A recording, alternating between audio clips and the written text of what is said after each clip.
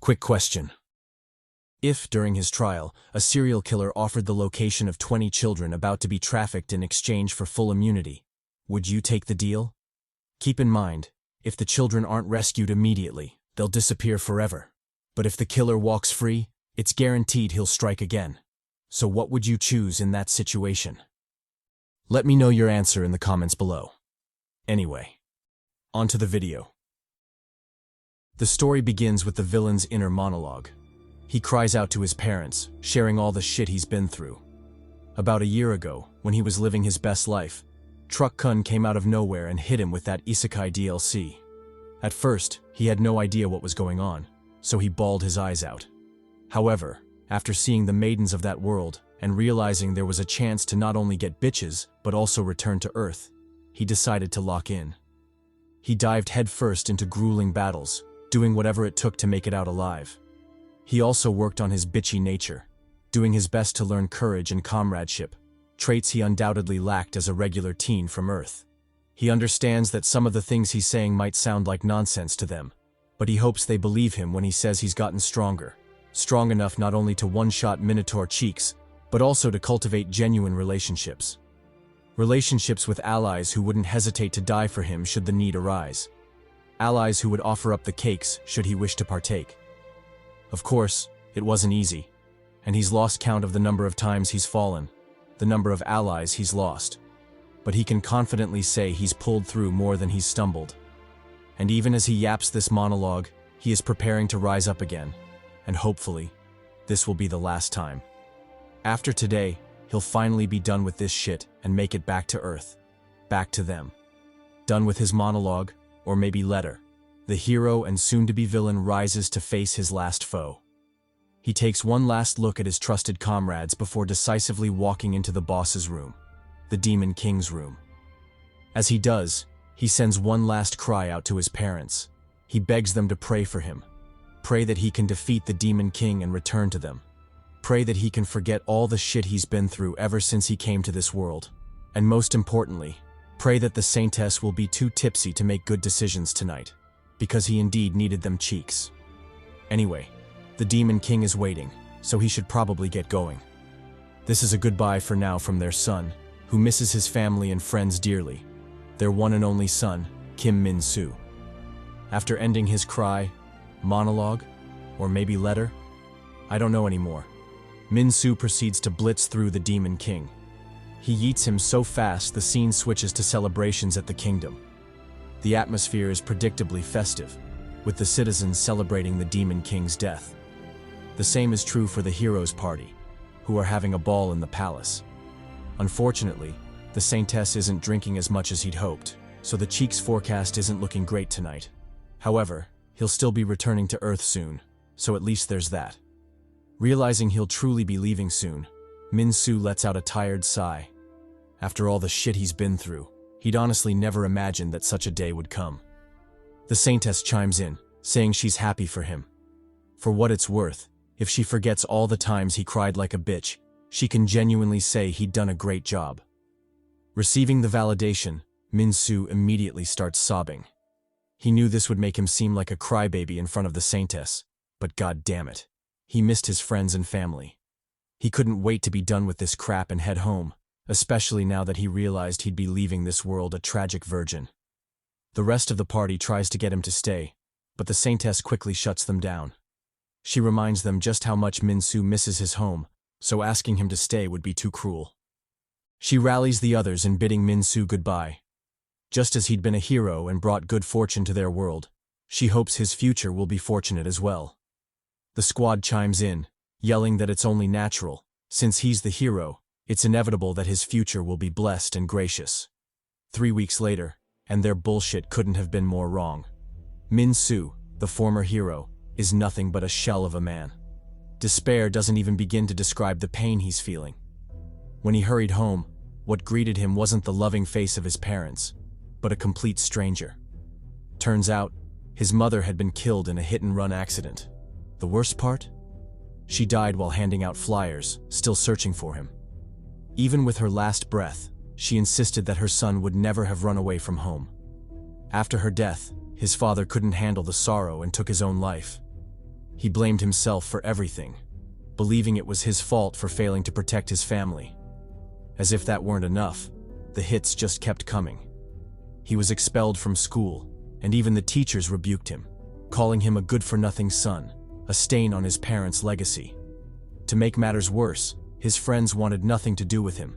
They all abandoned him, offering bullshit excuses like their parents had forbidden them from speaking to him. Just like that, he became that guy. The uncle who didn't fit in anywhere and had his life in shambles.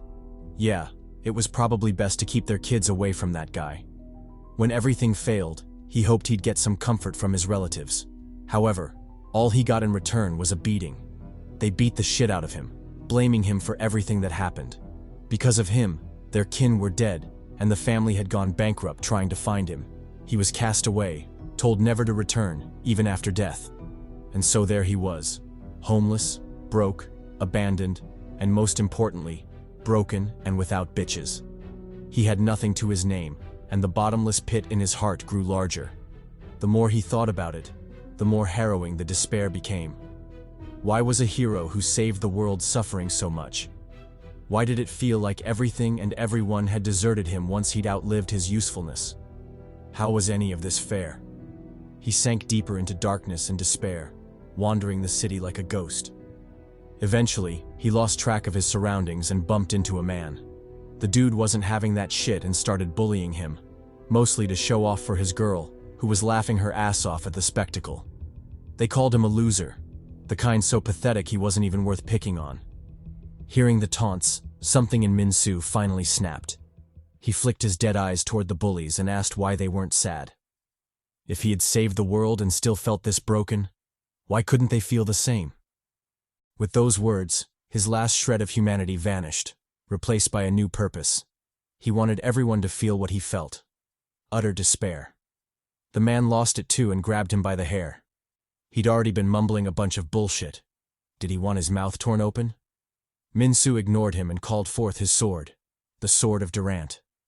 Just as the maiden was laughing at him for being cringe and too deep in his fantasies, a sword shot down and blitzed the absolute shit out of the bully.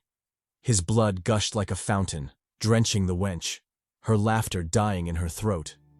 When she finally processed what the hell had just happened, overwhelming terror slammed into her, and she screamed her lungs out. Minsu, however, ignored the bitch and donned his armor. He told her to scream louder. She had to feel the same pain he was feeling. With that, he raised his sword and unleashed a slash that tore through the entire city center. It started off relatively large but quickly bloomed into a full-on fucking nuclear explosion. The explosion was so catastrophic, the entire country felt the aftershock. When it was all said and done, only one man stood in the middle of the wreckage. The hero who had saved the world. The hero who wanted everyone to feel his pain. And finally, the villain who had single-handedly wiped out an entire city. Kim motherfucking Minsu. We get a mini time skip to 3 weeks later. In the outskirts of Gyeonggi province, a stream of vehicles is frantically fleeing the capital. In one of those vehicles, we're introduced to the next major character in our tragic tale, the homie Park Jeongsu.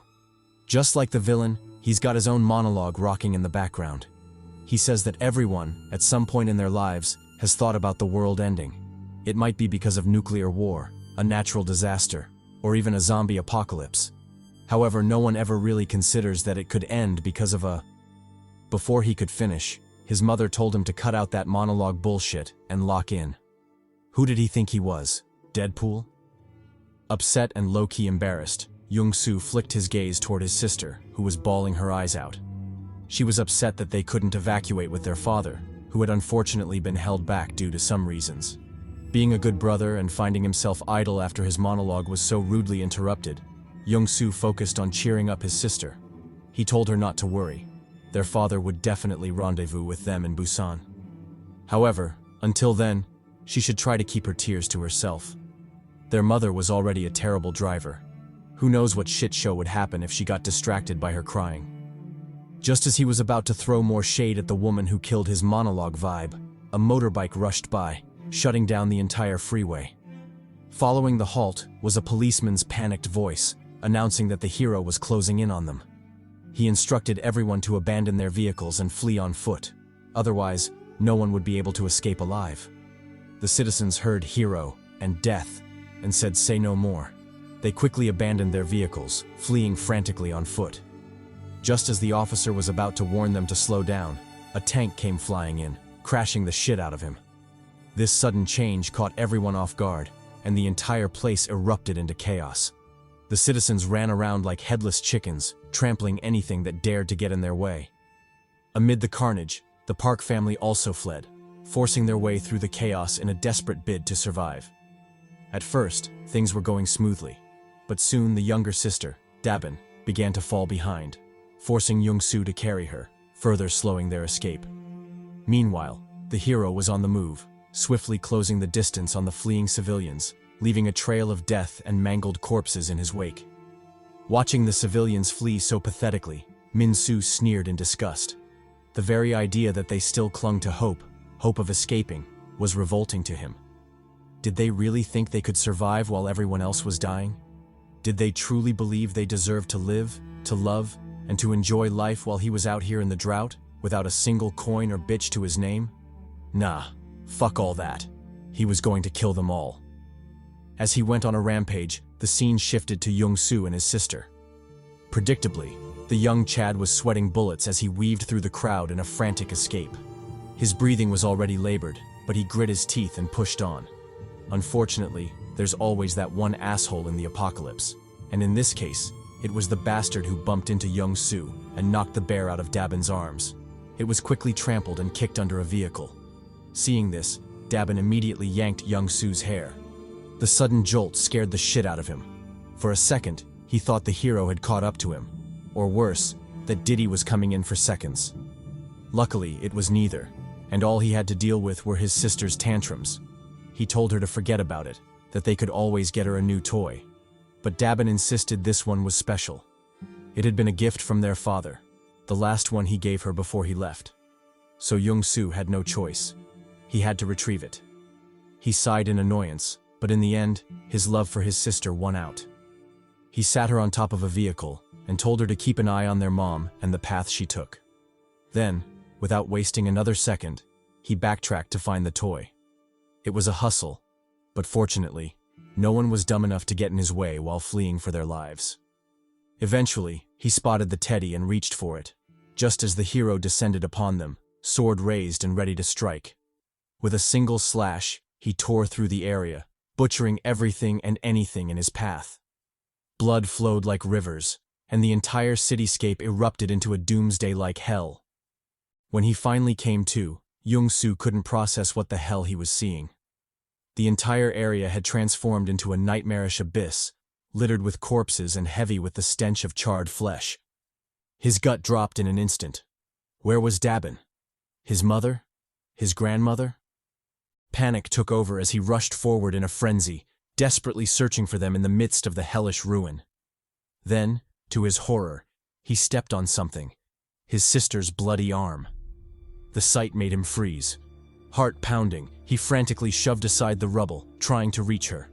But all that remained was the severed arm, and a mangled mess of flesh and blood. Jeongsu cried out in despair, struggling to suppress the nausea rising in his throat.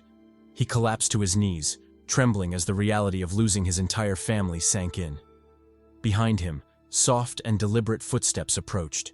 Minsu, drawn in by the lifeless look in Jeongsu's eyes. The Chad didn't hold back. He complimented Jeongsu directly. He liked the look in his eyes. Eyes that spoke of true loss, true despair.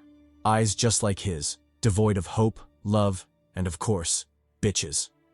Jeongsu ignored the last part and demanded furiously, why had he done this? Minsu met his glare and replied calmly, because he could. What other reason did he need? The nonchalant tone pushed Jeongsu over the edge. He snapped, grabbed a metal rod, and charged forward, swinging, driven by a raw hunger for vengeance. Unfortunately, his MC power-up was still on cooldown. Minsu choked his shit. Pause, grabbing him by the neck. Wearing a villainous grin, he taunted Jeongsu, asking what he thought he was doing. Did he want revenge? With skills that pathetic? Before Jeongsu could react, he hurled him into the air and drove his colossal sword straight through him. Pause. The attack knocked the wind out of Jeongsu, leaving him dangling helplessly, bleeding out on the sword. As his vision darkened, for some reason, he decided to continue his inner monologue. He reflected on how most people imagine the end of the world, but no one ever thinks their world will end because of a hero. He apologized to his sister, Dabin, his mother, his father, and finally his grandmother for failing to avenge them. He also apologized to his potential hus for dying too soon, before they ever had the chance to meet. And so, on that day, Jeongsu died, having lost everything to the hero: his family, his life, and most importantly, his future hus. But fate wasn't done with the homie just yet. As he closed his eyes, he suddenly awoke to a maiden calling his name. Turns out, he'd been hit with the Isekai DLC, reincarnated in a new world as a hero, the very thing he'd come to despise. Following the massacre in Gyeonggi province, we get another time skip, this time to 1 year later. During that period, the hero had continued his rampage, and eventually, the government fell. Unfortunately, the collapse of the government wasn't the only crisis the civilians had to endure. Several individuals, just like the villain Minsu, began appearing and joined his tyrannical regime. They divided up the land of South Korea, each ruling and lording over their own domain. Everyone except Minsu, who was already overcompensating with his colossal sword. This part of the story shifts us to Jeju Island, the domain of the golem hero. In one of the warehouses, manned by a drone that looks suspiciously like a wrinkled nutsack, we're introduced to the vixen of the story. However, at the moment, the vixen isn't vixening.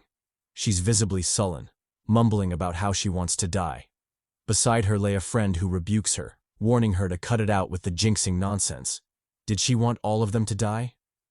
Clearly unbothered, the vixen replies that death would be more merciful than the hell they called living. The response stuns her friend, who immediately starts bawling. She reminds the vixen why they fled there in the first place. They wanted to live. But the vixen replies that that wasn't living. If she'd known things would get this bad, she would have ended it all back in Seoul. As the somber atmosphere settles around them, the door suddenly swings open, and in walks Thing from the Addams family.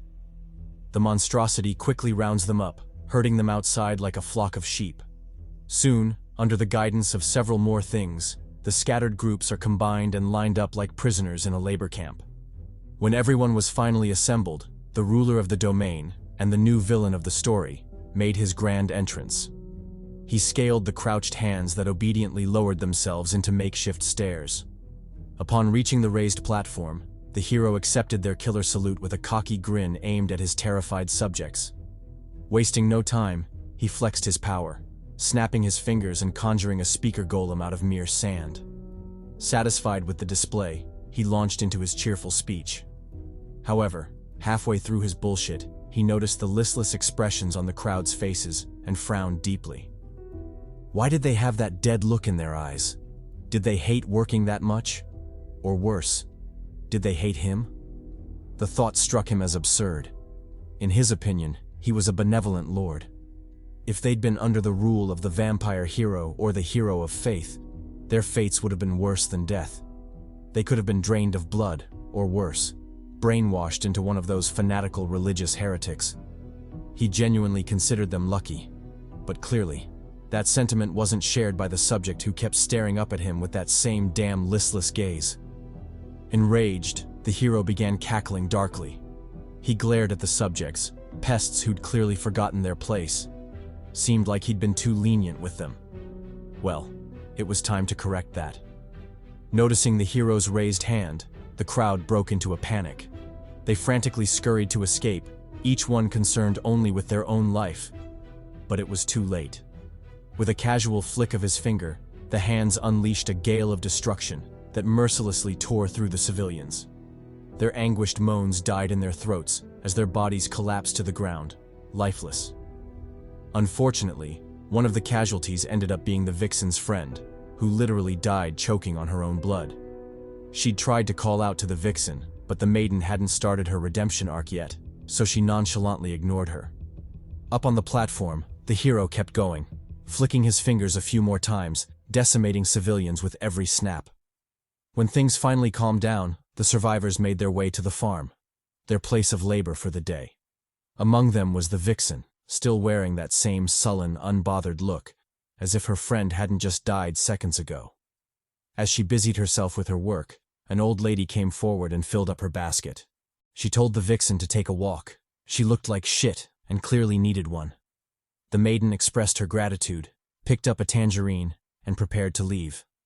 Before she did, the old lady reminded her to be wary of the nutsack drones in the sky. Those little bastards spied on everything, so she better not rub one out in the forest. The maiden said bet and hurried off. She quickly made her way to the ocean, the only place she truly felt comfortable. Come to think of it, that was the reason she had chosen Jeju Island as her place of escape. She'd hoped to find comfort amidst the crashing waves. But now, she wasn't sure she could even call her way of existing comfortable. It was a nightmare, corpses dropping around her like flies. Before she knew it, her voice choked up and tears began to fall. She finally realized she was alone. Worse, she had ignored her only friend in her final moments. That thought broke her, especially when she realized she hadn't even tried to help. Just as she was about to drown in her sob fest, a silhouette appeared, startling the shit out of her. The figure turned out to be a soldier, a brave warrior who'd come scavenging for supplies. He asked for food, and a few minutes later the two were chatting it up in the forest. After eating his fill, the warrior asked for more, not for himself, but for his starving comrades. At first, the vixen hesitated, fearing the hero's wrath if she got caught. But then, as if steeling her resolve, she agreed, choosing to support the revolution instead of watching passively. The soldier expressed his gratitude and made a vow. If she risked her life to bring them food, then they'd put their lives on the line to fight the hero. At the very least, they'd try to reclaim the island. As for what came after, he didn't care. He'd gladly take on that smoke. The maiden said bet and made a run for it.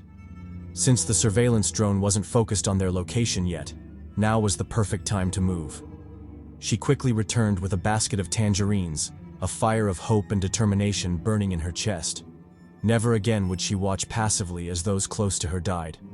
Never again would she turn her eyes from the massacres committed by the so-called heroes. She would face them and play her part in the revolution. Viva la revolution, bitch. Unfortunately, her heroine starter pack arrived a little too late. When she reached the rendezvous point, she found the golem hero choking the shit out of the soldiers. The revolution had died before it could even begin. Shocked and horrified, she couldn't even react as a golem scooped her up. Pain brought her back to her senses, and she immediately questioned the hero. How had he known about their little "Viva la revolution, bitch" moment? The surveillance golem clearly hadn't been watching them. The hero looked at her like she was stupid. Did she really think he only had one golem? Hell no, he had hella drones. Drones galore. He canceled their invisibility mode, revealing the thousands of drones hovering in the air. Seeing the horrified look on the maiden's face, he burst out laughing. It was all a joke, a bait to give the rats hope before mercilessly crushing it. They never stood a chance. And if she thought it was cruel, inhuman, then she should become a hero and do something about it. Or maybe go back in time and comfort them when they were suffering. With that, he began his torture, squeezing the golem's hand just hard enough to crush her bones. Feeling her life draining from her body, the heroine decided to take the Sakura route. Full, useless trash. She cried out for someone, anyone, to save her. And lo and behold, someone actually answered. Stars twinkled in the sky before crashing down in a blinding explosion. A dust storm erupted, forcing the hero to stumble back. When the air finally cleared, a Chadly-looking figure stood before him. It was none other than Park motherfucking Jeongsu, back from the isekai, having clapped divine cheeks and finally returned to Earth. The hero of vengeance had arrived. An intense yet silent stare-down followed Jeongsu's arrival. All parties involved wondered what the hell was going on. But after a casual glance around and seeing the numerous crushed corpses, Jeongsu began to piece together the details. He turned to the vixen and, like a true alpha Chad, called her woman and demanded an explanation of the situation. Confused and slightly irritated at being referred to as woman, the vixen spaced out for a second, failing to answer the question. Feeling left out, the golem hero barked at the duo, demanding to know what the hell was happening. Who was this bastard? And why was he flirting with half-dead bitches in front of him? Confused and irritated for the second time that day, the vixen ignored the hero's accusatory bullshit and locked in on Jeongsu. Who was this bastard truly? He clearly wasn't part of Minsu's party, or else he'd already be infamous. Plus, he didn't seem to recognize the golem hero either, which meant he had to be new. Either way, this was her chance, and she wasn't keen on letting it slip by. Channeling her snitch no jutsu, she began snitching like crazy. She told Jeongsu about the golem hero, about how he was an underling of the sword hero, and all the atrocities he'd committed thus far. Winding up, she revealed that the hero had just massacred a squad of valiant soldiers and was now attempting to kill a dazzling maiden like herself. Fed up with her nonsense, the golem hero tightened his grip, forcing the vixen to squeal under the intensifying pressure. He warned her to watch her mouth, lest he kill her right then and there. But aside from that, what gave her the confidence to speak so brazenly before him? Did she think this was some casual meetup or something? Jeongsu chimed in, revealing that he'd already understood the situation. The golem hero was an asshole who was using his powers to massacre civilians, but most importantly, he was an underling of that wretched, bastard, maidenless son of a bitch Minsu. Overwhelming hatred and bloodlust radiated from him, and he asked the hero if he'd gotten it right. The golem hero was a little taken aback by his hostility, but soon regained his composure. So what if he had gotten it right? What would he do about it? Jeongsu glared at him and replied with one word: die. Acting on that declaration, he immediately entered a fighting stance. The golem hero responded in kind, and the two heroes officially began their battle. Taking the initiative, the golem hero opened with a dual short and long-ranged attack. He blasted Jeongsu with miniature death rays while deploying his hand golems to crush him in melee. Jeongsu didn't panic and responded accordingly. He spun his spear above him, creating a magical tornado that shredded everything around him. Then he pressed the attack, appearing before the hero in an instant. Without hesitation, he unleashed a crescent slash, chopping off the hero's arms with savagery.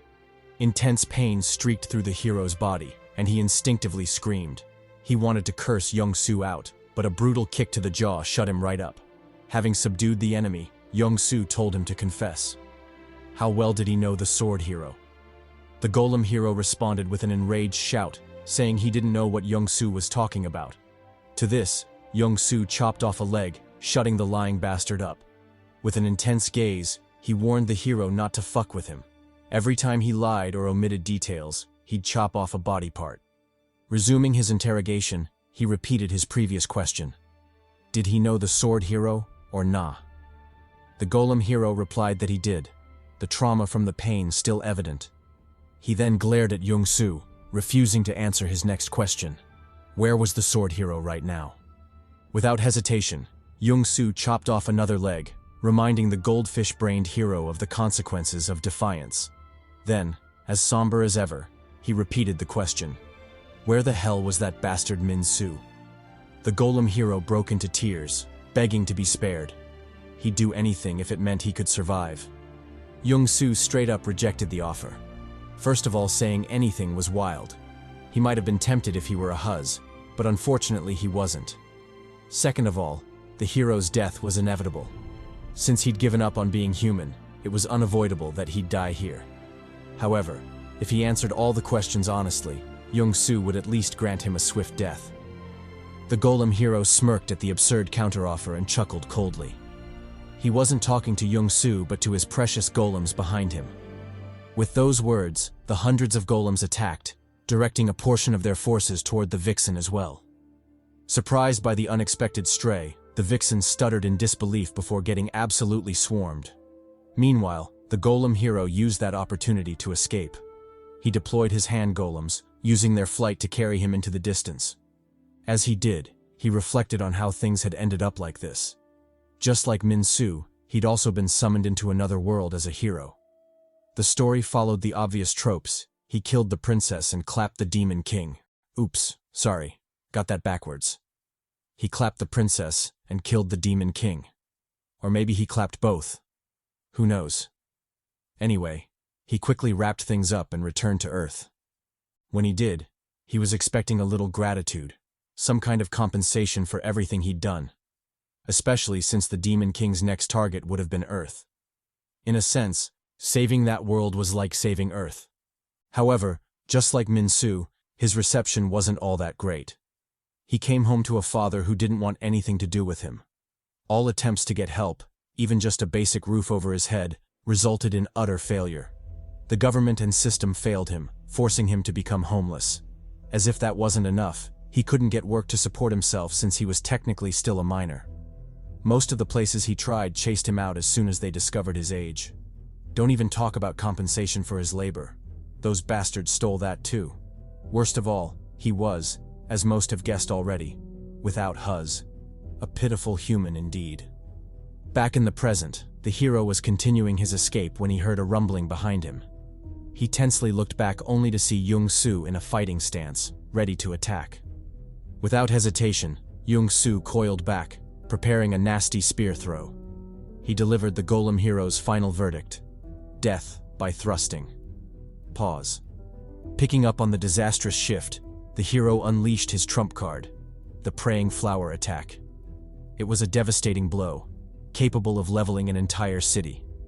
Jeongsu responded in kind, activating his lightning ability.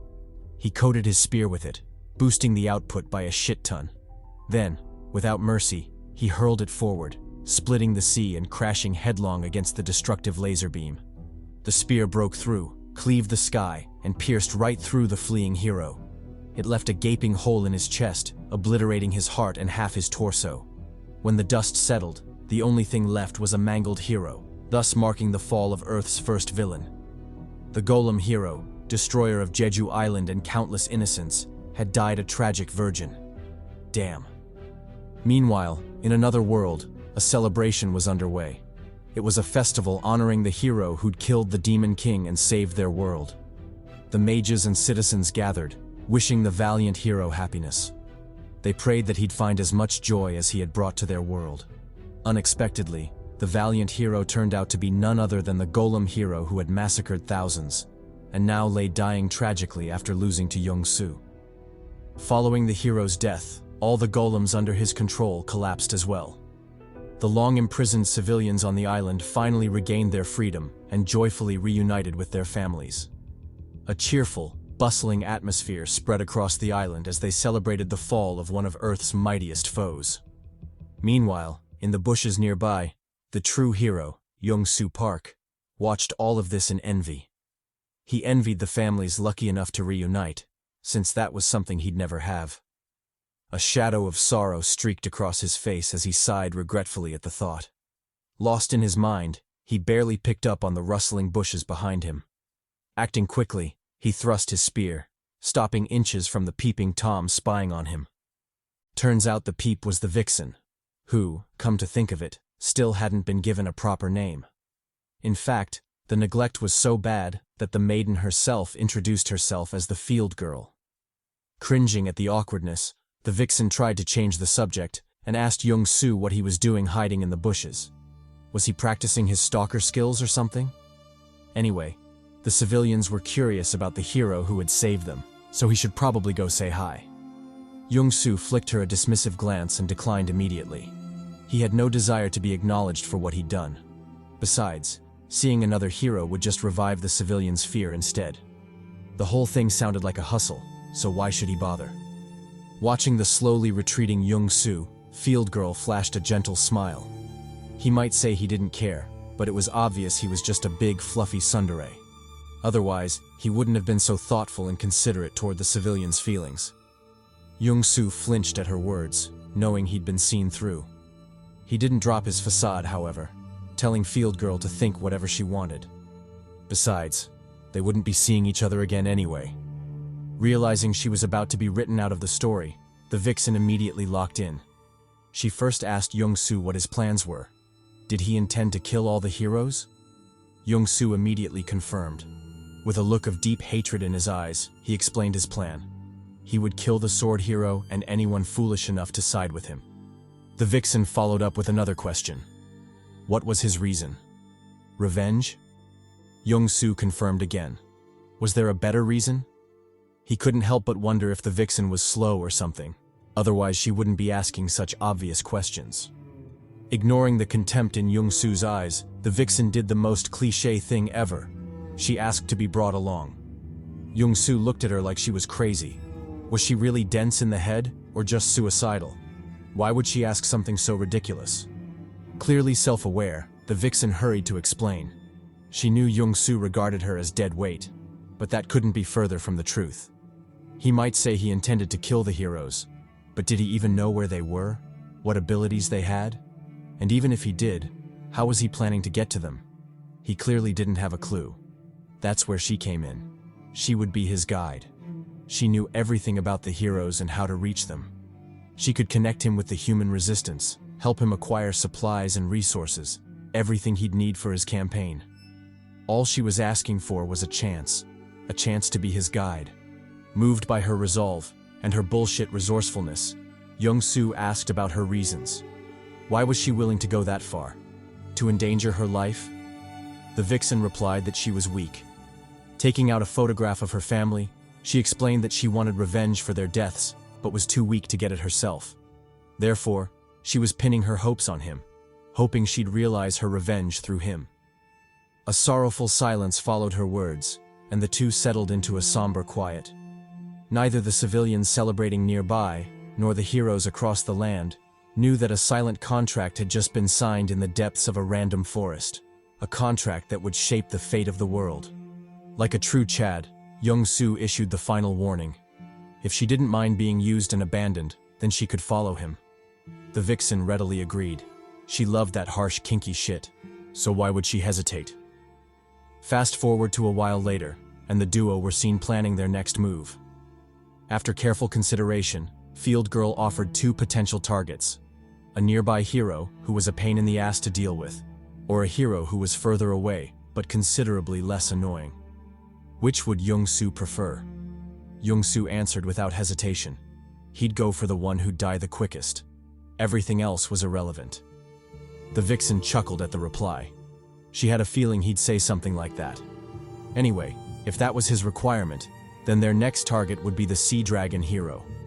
Sharing more intel, she revealed the lore behind this particular bitch. She was responsible for annihilating entire fleets, making ocean travel a nightmare. Worse still, her ocean dragon was practically a nuclear bomb, capable of wiping out anything it came across. With those words, she couldn't help but think back to her encounter with the Sea Dragon hero. That wench had massacred thousands of refugees on their way to Jeju Island, and unfortunately, her entire family had been part of the unlucky group.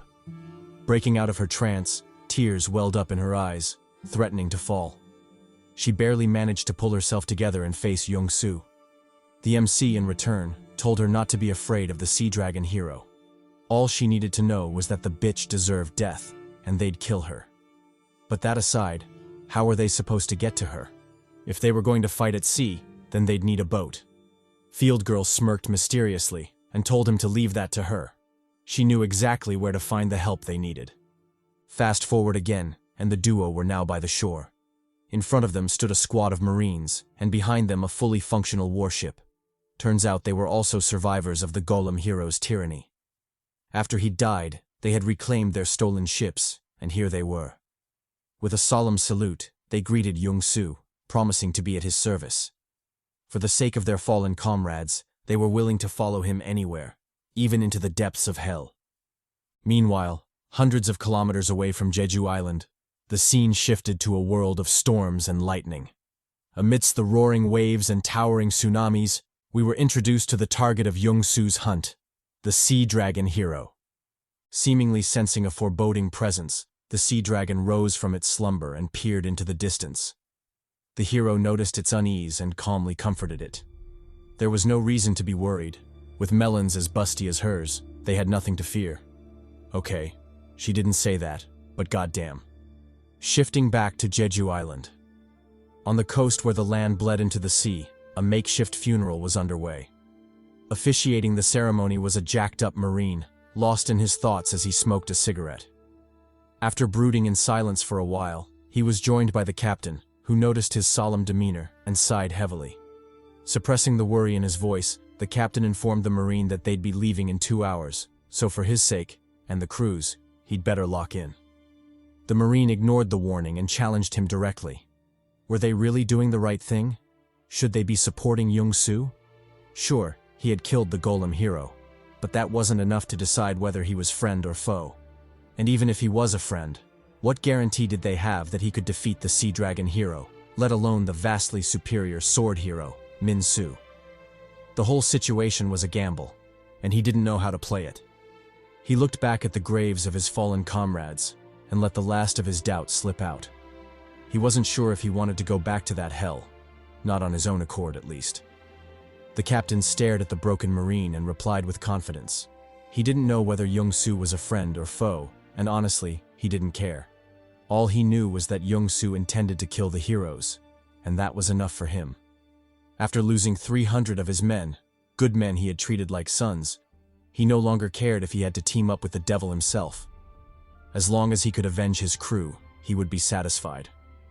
When his own time came and he passed into the afterlife, he wanted to meet them with confidence, to tell them that although they had survived, they had found a way to avenge them, and that they had done everything possible to ensure their deaths weren't in vain.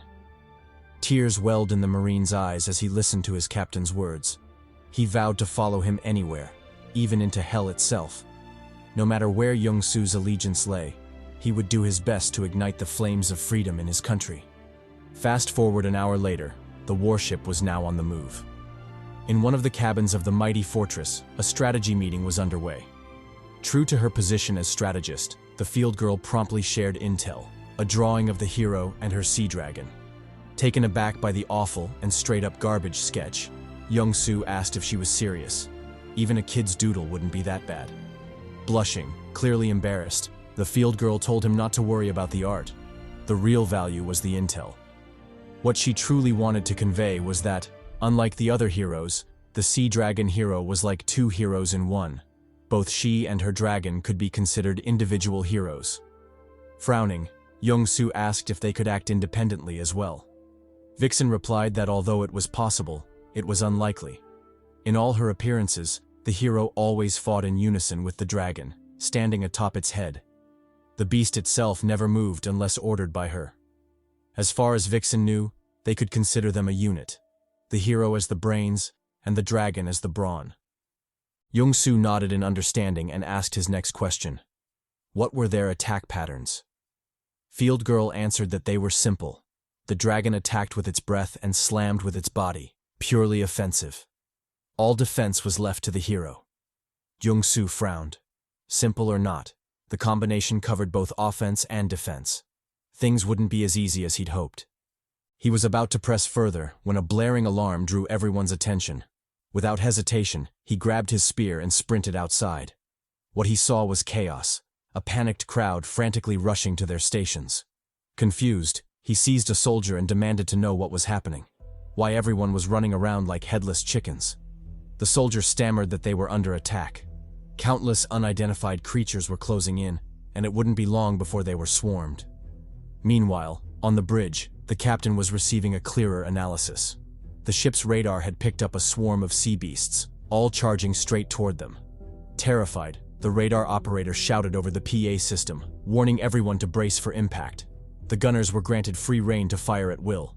Receiving the order, they muttered, "Say less," and unleashed hell. A thunderous volley erupted, lighting up the night sky. After a deafening barrage, the chaos subsided, and the attackers were revealed for what they really were.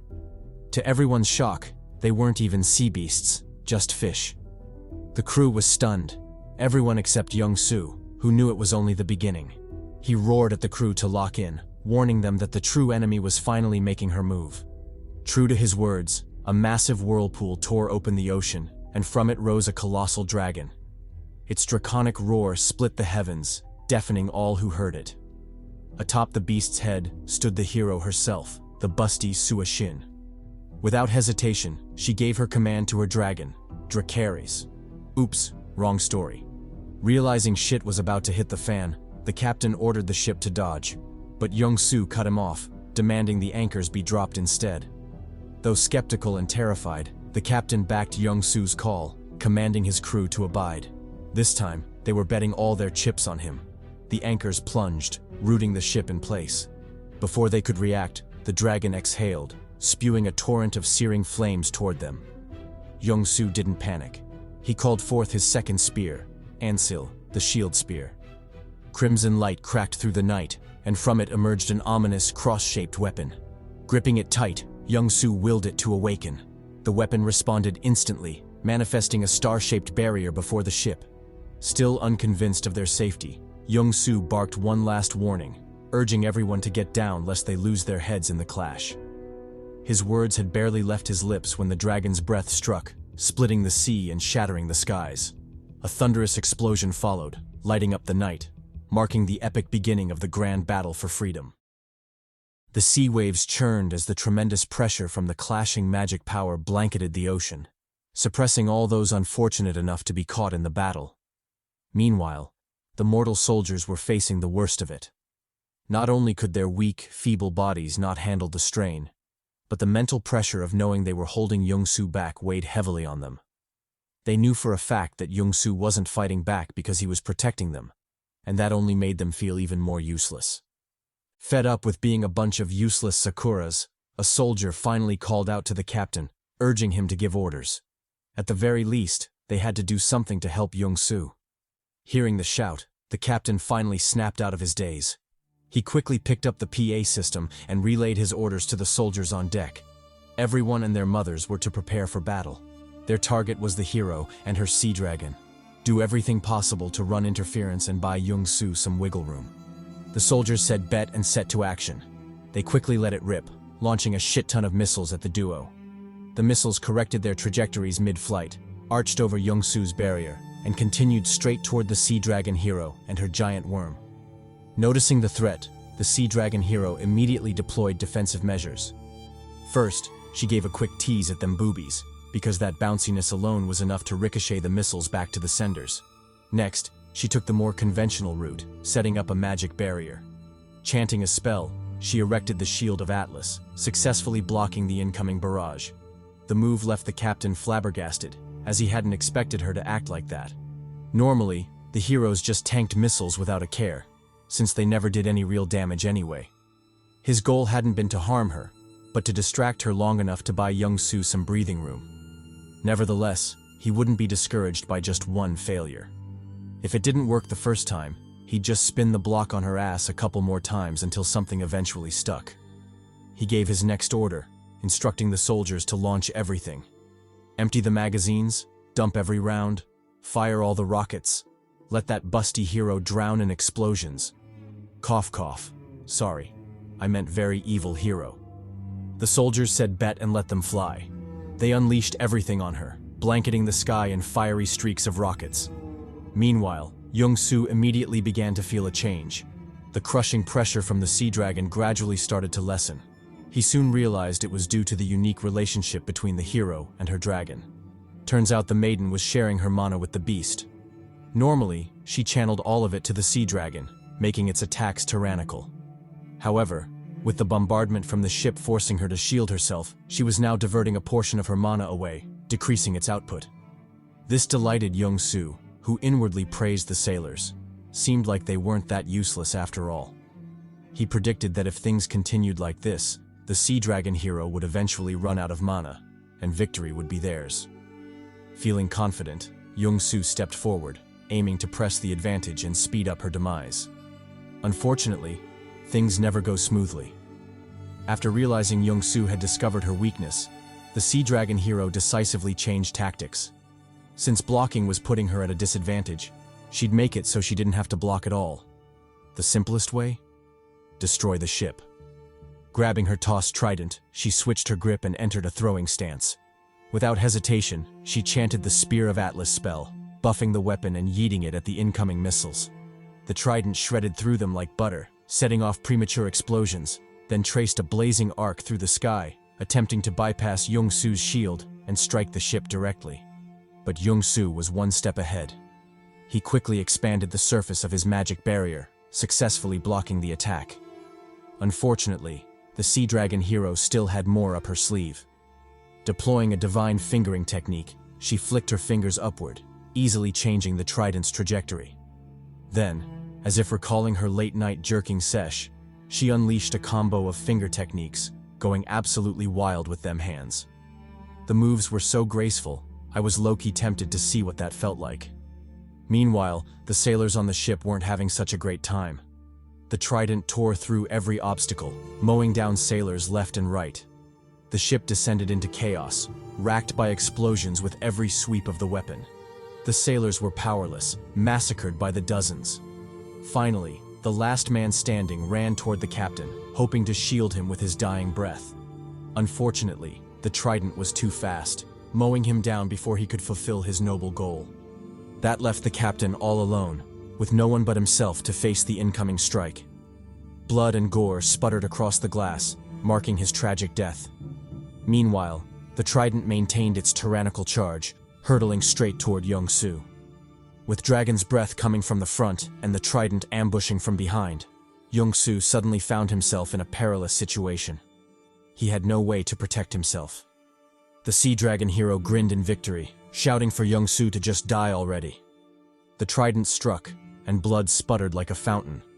But contrary to what we expected, the mangled body wasn't Jeongsu's, it was a sailor's. The man had stepped in to block the attack for him. Clutching the trident with a death grip, he refused to let it move another inch toward Jeongsu. With a resolute tone, he roared at the Sea Dragon hero not to fuck with him. Did she really think she could kill Jeongsu with him watching? Nah. They'd already sacrificed too much to let her belittle them like that. He was a sailor, goddammit, and he'd be damned if he let her trample his honor or kill those he swore to protect. He thought back to his conversation with the captain, how they wanted to live the rest of their lives in service to their fallen brothers, how they wanted to ensure the lives saved by those sacrifices weren't lived in vain, and how they'd decided to give their own lives if necessary to keep the resistance alive. Those memories gave him the strength to hold on, to stop the trident in its tracks, to prevent it from reaching Jeongsu, the last hope of their rebellion. Though grueling, he managed to exhaust the trident's mana and rip control of it away from the Sea Dragon hero.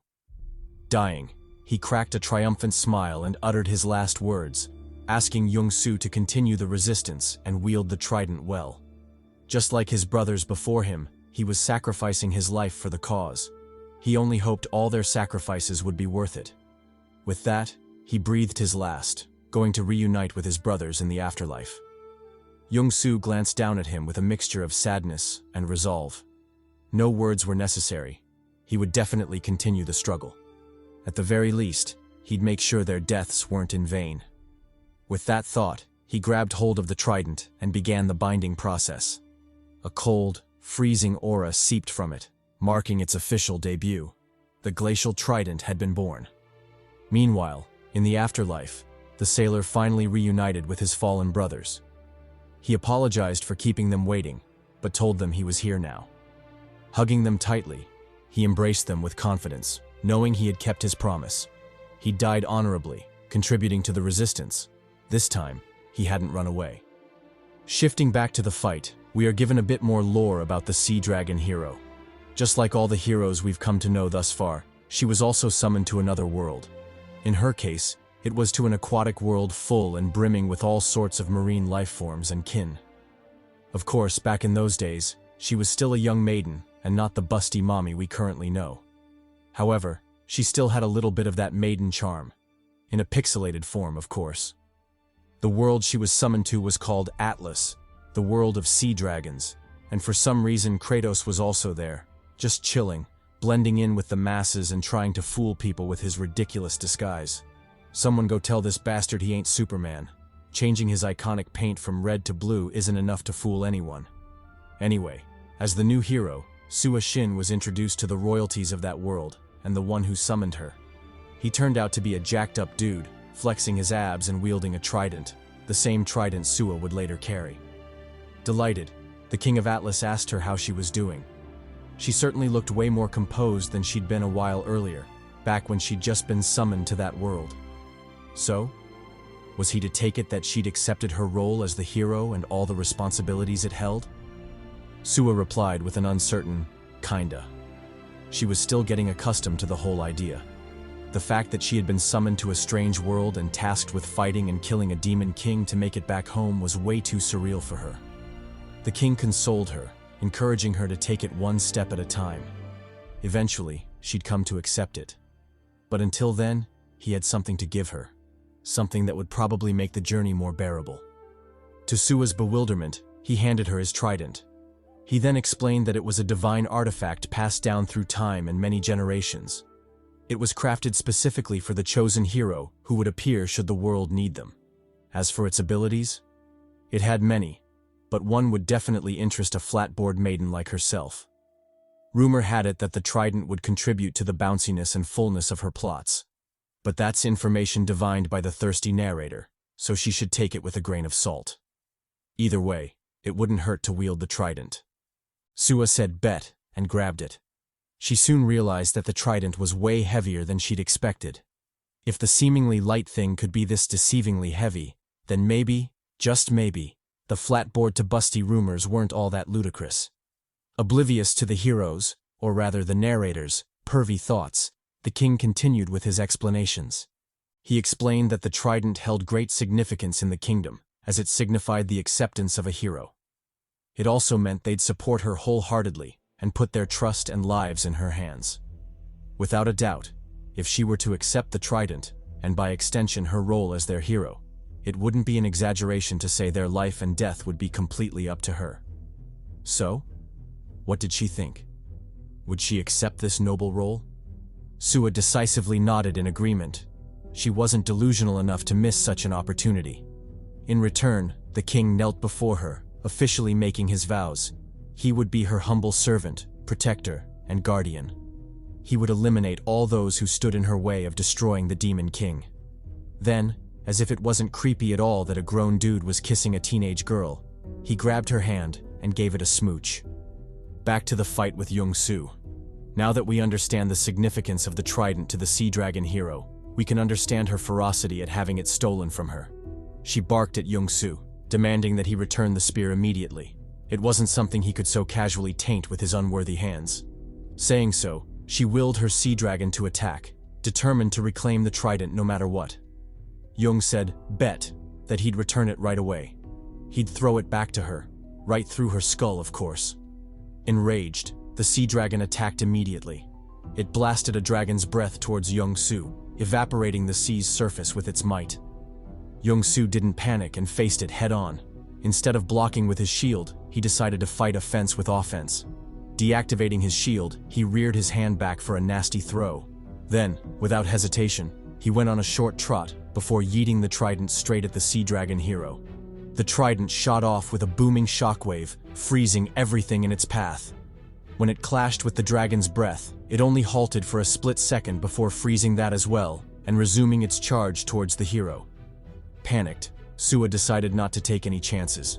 She quickly called out to her dragon, asking it to give up on offense and focus everything on defense. The dragon glanced at her and promptly complied. It stopped using its dragon's breath and teamed up with Sua to fortify their defenses. Sua, in return, cast the strongest defensive spell in her arsenal, the Grand Shield of Atlas. It was a 5-layer shield, one so powerful not even the Demon Lord could breach it.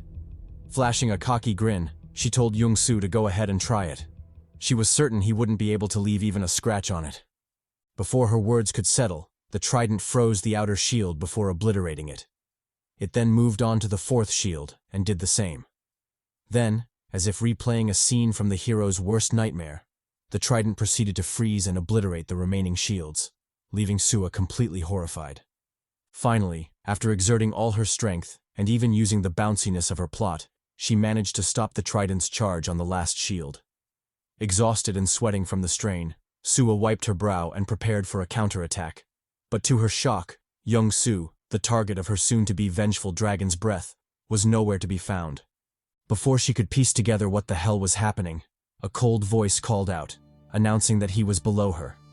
Sua quickly shoved her obstructing bust to the side and peered downwards, straight towards Jeongsu, who was standing on ice and wielding a cross spear. It was at that moment she finally realized the intent behind his actions. Jeongsu hadn't thrown the trident to wound her. He'd done so to freeze the ocean surface, to make a path for himself to close the distance, and she'd completely fallen for his trap. Before she could react, Jeongsu lunged forward and swung his spear, sending a demonic crimson wave at Sua and the dragon. The attack was beyond brutal, cleaving straight through the last defensive shield, Sua, and the dragon hidden behind it. It proceeded to cleave the sky, split the sea, and all that exaggerated cultivation bullshit. Finally, the fate of Sua was revealed. Having been split in twain by the slash, she felt life drain from her body. She turned her tear-ridden eyes towards the sea dragon, telling it that she loved it. She loved it very much.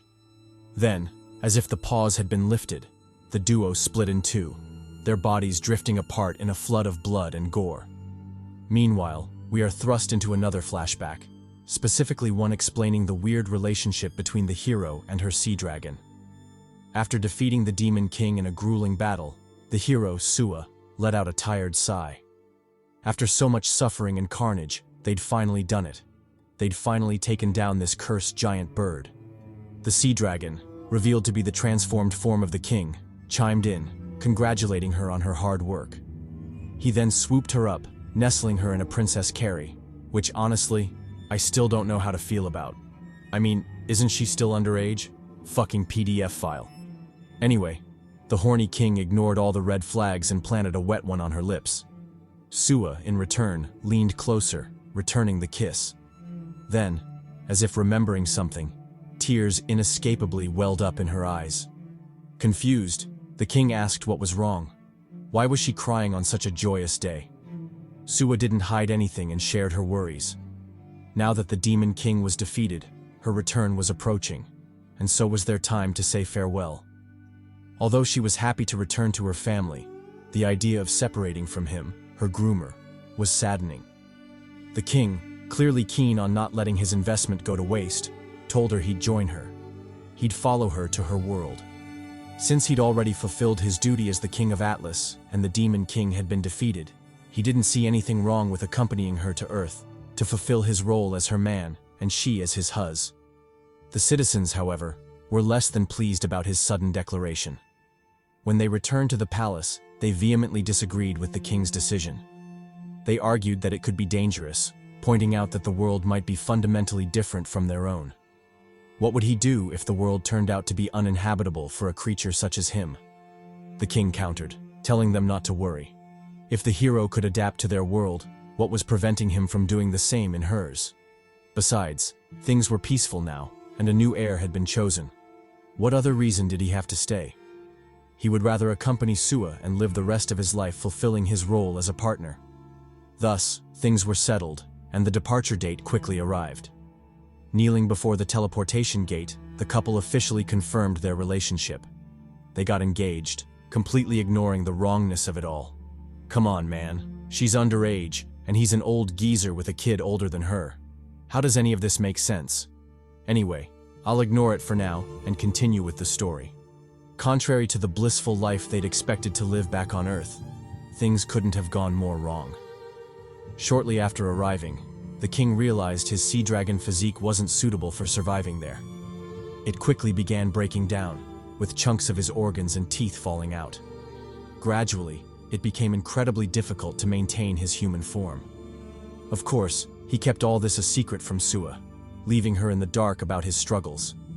Whenever she asked, he would flash a reassuring smile and tell her he was fine, that there was nothing to worry about. And Sua, being head over heels in love, was too blinded by her feelings to realize otherwise. Finally, when things crossed the tipping point, the truth could no longer be hidden. When Sua got home from work one day, she was horrified to see the king and the condition he was in. The dude was a mess, with half of his body involuntarily morphing into his sea dragon form. Afraid that he could lose control and harm her, the king warned Sua not to approach. But, as expected from a maiden in love, Sua ignored that shit and ran to him. She hugged him tightly and told him everything would be okay. They'd find a way out together. She'd already saved up some money, enough for them to go to an uninhabited island. With no people around, he could freely transform into his sea dragon form and finally put an end to his suffering. They could live how they'd always wanted, together, forever. Though reluctant to separate her from the conveniences of modern society, friends, and family, the king eventually agreed. Returning the hug, he agreed to follow Sua's plan. They would run away together. Thus, the couple hugged it out, confirming their love and their plans moving forward. A couple days later, they officially embarked on their voyage. On a cruiser ship ferrying people from the mainland, the couple were seen blending in with the masses. Clearly worried, Sua urged the king to hold on. They were almost at their destination. Unfortunately, the king's condition had finally reached its breaking point. Before either one of them could react, a massive blast of mana exploded out, leveling everything in a kilometer radius. When the carnage subsided, the only thing left was a transformed king and fragments of destroyed ships and sea vessels. Obviously, the destruction made the news and attracted the aggro of the government. They quickly deemed her a threat, an enemy in the same camp as the slayer Minsu. What followed was predictable. The navy attacked, and she attacked back, leveling everything they sent her way. Soon the seas burned, and her status as a villain was firmly solidified. However, Sua wasn't particularly worried about this. So long as she could protect him, just as he'd protected her when she was in his world, she didn't care what the people called her. She would fight to protect him no matter what. Ending the flashback, we are taken back to the bloody battlefield. Maybe due to his rich vitality, the king, the sea dragon, managed to survive long enough to express his feelings. He loved her too. He loved her very much. With that, the couple died, having suffered a truly tragic fate. It's true what they say. Villains aren't born, they're made. Meanwhile, on another battlefield, we are reintroduced to the cause of it all. Kim motherfucking Minsu. As usual, he's brooding, probably contemplating which city to destroy next, instead of just getting some huzz and blowing off that murderous steam. Soon he is joined by another member of the villain group, a fox-eyed bastard who looks treacherous no matter how I look at it. Unfazed, Minsu flicks him an unbothered look, seemingly asking, "What do you want?" The bastard replied with a nonchalant tone, informing Minsu of the recent news. Both the Golem hero and the Sea Dragon hero had been taken down by Jeongsu, the new hero that just returned. Fanning the flames, he urged Minsu to do something about it. If he left things as they were, then the people would have hope again, and the eternal sadness he'd painstakingly cultivated in the country would inevitably fade. Hearing the words, Minsu slowly got up. This reaction was predicted by the sly bastard, who flashed a cunning smile in triumph. Opening his treacherous eyes a little wider, an act that made him seem even more suspicious, the bastard encouraged Minsu to get going. It was time to bring about the end once again.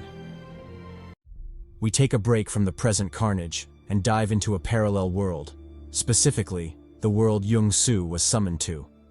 In the Mausoleum of Heroes, home to the various spears once held by past champions, a vast display of intricate weapons was on show. Likewise, in the same room, the guardian of the spears, attendant to the hero, was inquiring about the state of affairs in the mausoleum. A knight, likely the one in charge of protecting the hall, reported that the first spear, Burbash, previously summoned, had returned to its keep.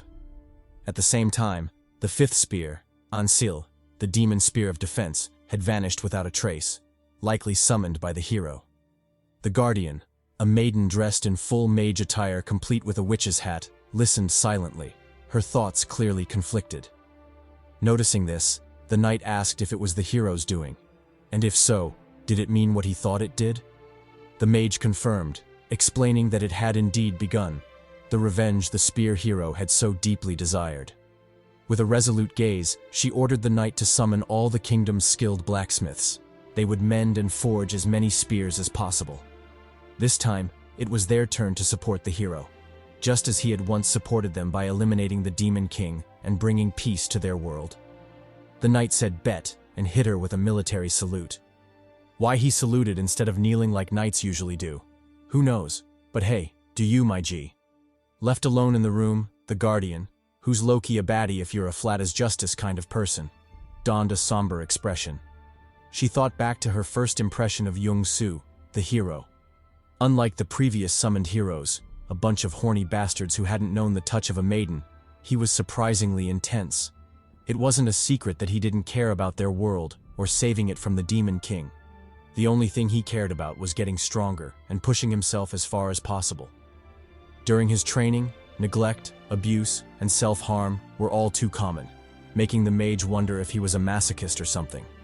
Still, he had killer abs and a demon back like Yujiro Hanma. so she usually ignored it. One day, when the abuse surpassed even what she could tolerate, she finally spoke up, confronting Jeongsu and advising him to take it easy. But as expected of a vengeful ghost who'd lost everything, Jeongsu simply bitch-slapped that hand away and told her not to meddle. Training would end when he said it was over. Until then, she should stay out of his business and let him get stronger. He then hinted at his reason: revenge against Minsu. According to him, he was still too weak to face that monster. Any negligence would only lead to death, just as he had died before, weak and pitiful. Following that declaration, Jeongsu pushed himself even harder. He abused his body, completed his training, and fulfilled his duties as a hero, all without a single complaint. During a raid on a demon general's lair, Jeongsu once again went too far. He charged in, spear-swinging, clapping goblin cheeks with insane intensity. Blood and gore littered the cave, but he didn't stop, continuing to bless the goblins with his stick. Finally, the party had enough and told him to retreat. He was going too deep. But Jeongsu didn't listen. He kept polishing goblin cheeks, charging into their encirclement, thrusting and swinging with ridiculous proficiency. Predictably, things turned dangerous when goblins sneaked up behind him. Two closed in for a sneak attack.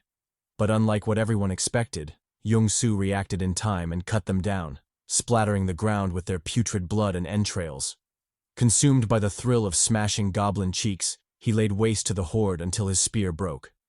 Seizing the chance, the goblin lord, tired of watching his kin slaughtered, bashed the shit out of Jeongsu's head. He collapsed like a bitch. The goblins celebrated, thinking the tide had turned. But all Jeongsu saw was red. Instead of goblins, he saw Minsu's silhouette mocking him. Enraged, his fury exploded. He massacred the horde, chopping them like vegetables, painting the walls with gore. When done, he set his sights on the goblin lord. Like a psycho, he lunged, stabbing over and over, even after the lord's last breath. His party watched in horror as he continued. Obsessed, Jeongsu scoured the cave, killing every last goblin, even the little ones. When the carnage ended, only his ragged breathing remained. His body was drenched in blood and gore. Sitting to rest, trauma came creeping in. He hallucinated. His sister, bloody, begging him to save her.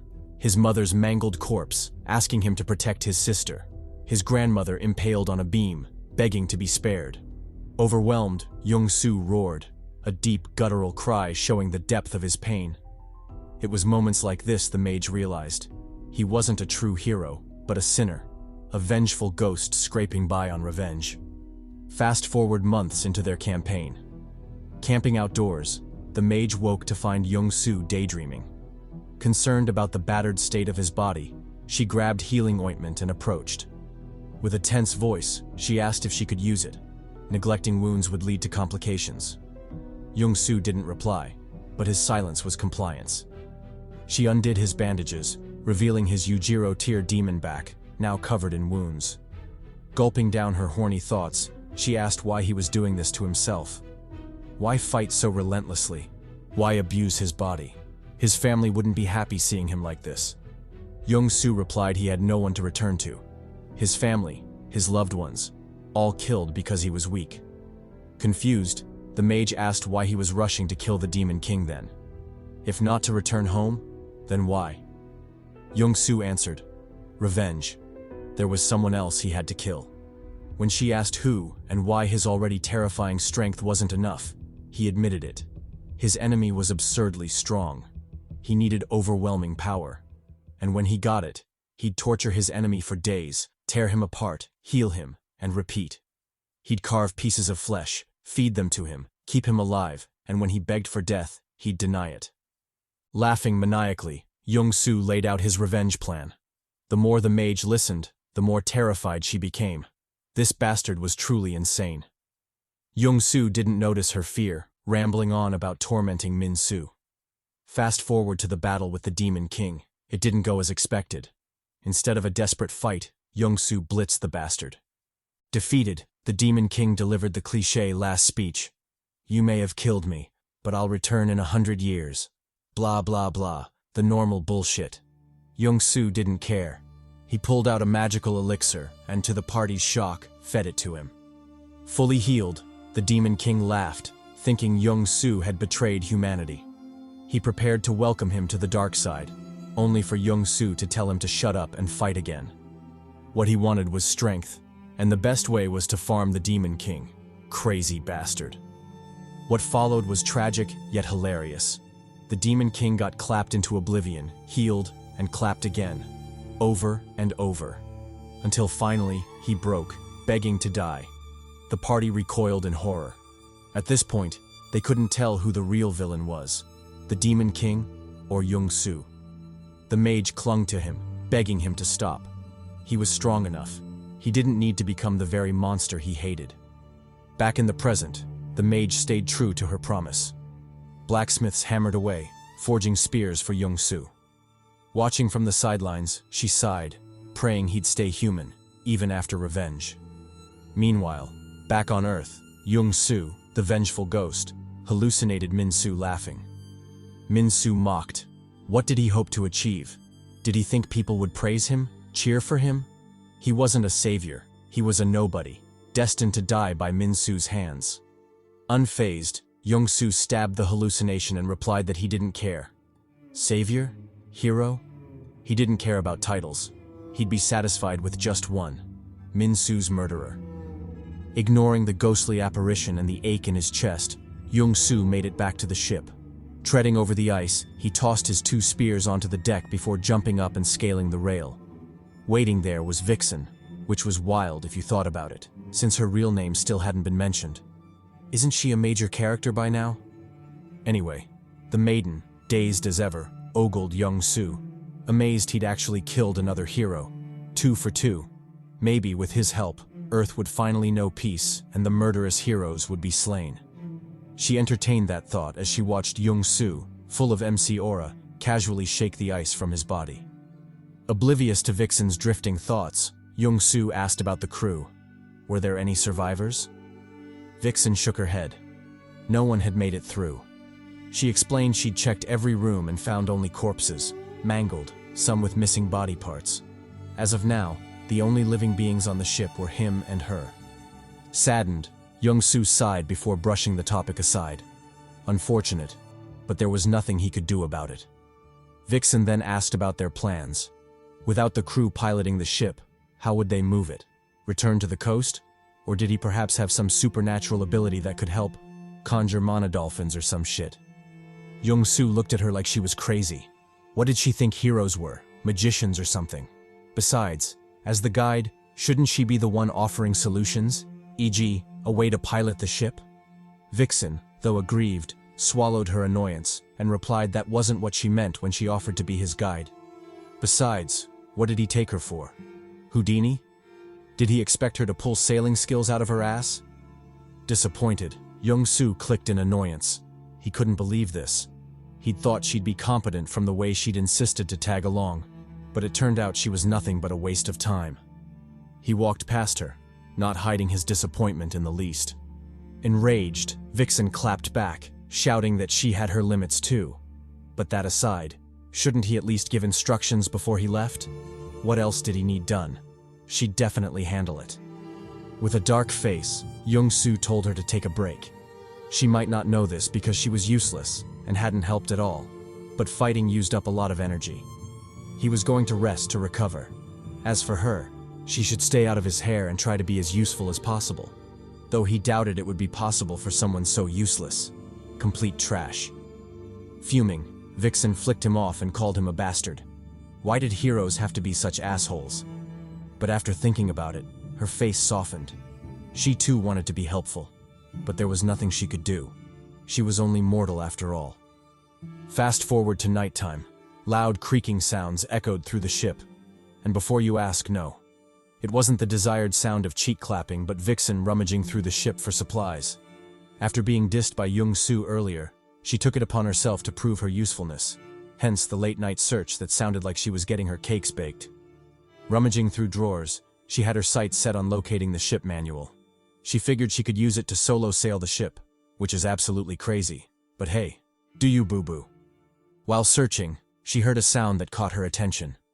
Confused, she checked it out because as far as she knew, only 2 people were alive on the ship, and Jeongsu had specifically said he would be turning in to rest. She carefully exited the office and peered toward the commotion. What she saw surprised her. Jeongsu, the same arrogant, insufferable bastard, was carrying corpses, ferrying them to the deck for a proper burial. He even covered them with their navy flag, giving them an honorable military send-off. Amid the quiet and solemnity of the moment, Jeongsu offered his last wishes. He prayed that the sailors would find peace in the next life.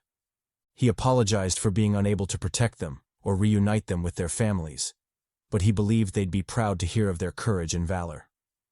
For now, they should rest, knowing he'd do everything to avenge them and keep the people they fought to protect safe. Having said so, Jeongsu shed tears and wished the sailors better luck in their next life. Hopefully then, they'd know peace and happiness, unlike this one, fraught with sadness and sacrifice. Spying from the side, Vixen joined the prayer. She wished the sailors a happy life full of maidens and cheeks. And so, in a world where the line between life and death blurred, a young man and a hopeful maiden prayed, paying their respects to heroes who'd passed before them, heroes from whom they'd inherited a mantle. And as if destiny itself was smiling on them, an unexpected guest arrived, bringing the one thing they needed most, away off that ghost ship. Loud whooshing announced the arrival of a helicopter. Inside was a team of trained soldiers, geared for extraction. Choi Jung-wook, in charge of the operation, radioed base to report he'd found their target, the hero of revolt and a woman. From then on, he would commence top-secret operations, secure the hero of revolt. Calls of acknowledgement arrived from base, instructing him to proceed but to exercise caution. Don't let down his guard around the unfamiliar hero. Choi said bet and set to action, promising he'd be careful and handle the situation perfectly. Meanwhile, both Jeongsu and Vixen wondered what the hell was going on. Who were these people, and where had they come from? Had Vixen radioed for support? Vixen said she hadn't. The helicopter's arrival was as shocking to her as it was to him. However, she did worry they might be minions of the heroes.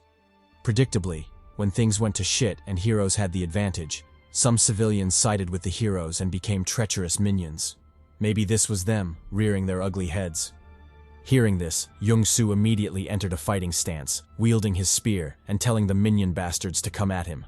Choi, watching from the helicopter, lifted his megaphone and shouted for Jeongsu to cool his titties. He wasn't there for war. On the contrary, he'd come on behalf of the reconstruction government to bring Jeongsu in. Saying so, he dropped a rope ladder and instructed Jeongsu to climb up for a chat. Jeongsu said cap and questioned Vixen about the group. Had she heard of them before? Vixen replied she hadn't run into them personally, but that rumors circulated. Apparently, they were an organization formed by the government and surviving soldiers, aimed at reclaiming their nation and, if possible, killing the murderous heroes. Since they were weak, their strategy often involved guerrilla warfare against the heroes, coupled with tremendous losses, basically sacrificing lives to buy time for future hope. Jeongsu listened and sighed in understanding. If that was true, it made sense they'd seek him out, a hero who could go toe-to-toe with the others. He quickly decided to board the chopper for a chat.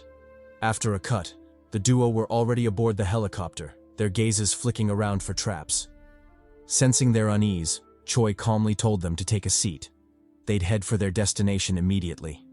He turned to the pilot and instructed him to fly toward the base. The pilot gave a thumbs up and complied, turning the chopper east. For some reason during that time, Jeongsu decided to fire stray threats. He warned Choi not to try anything foolish.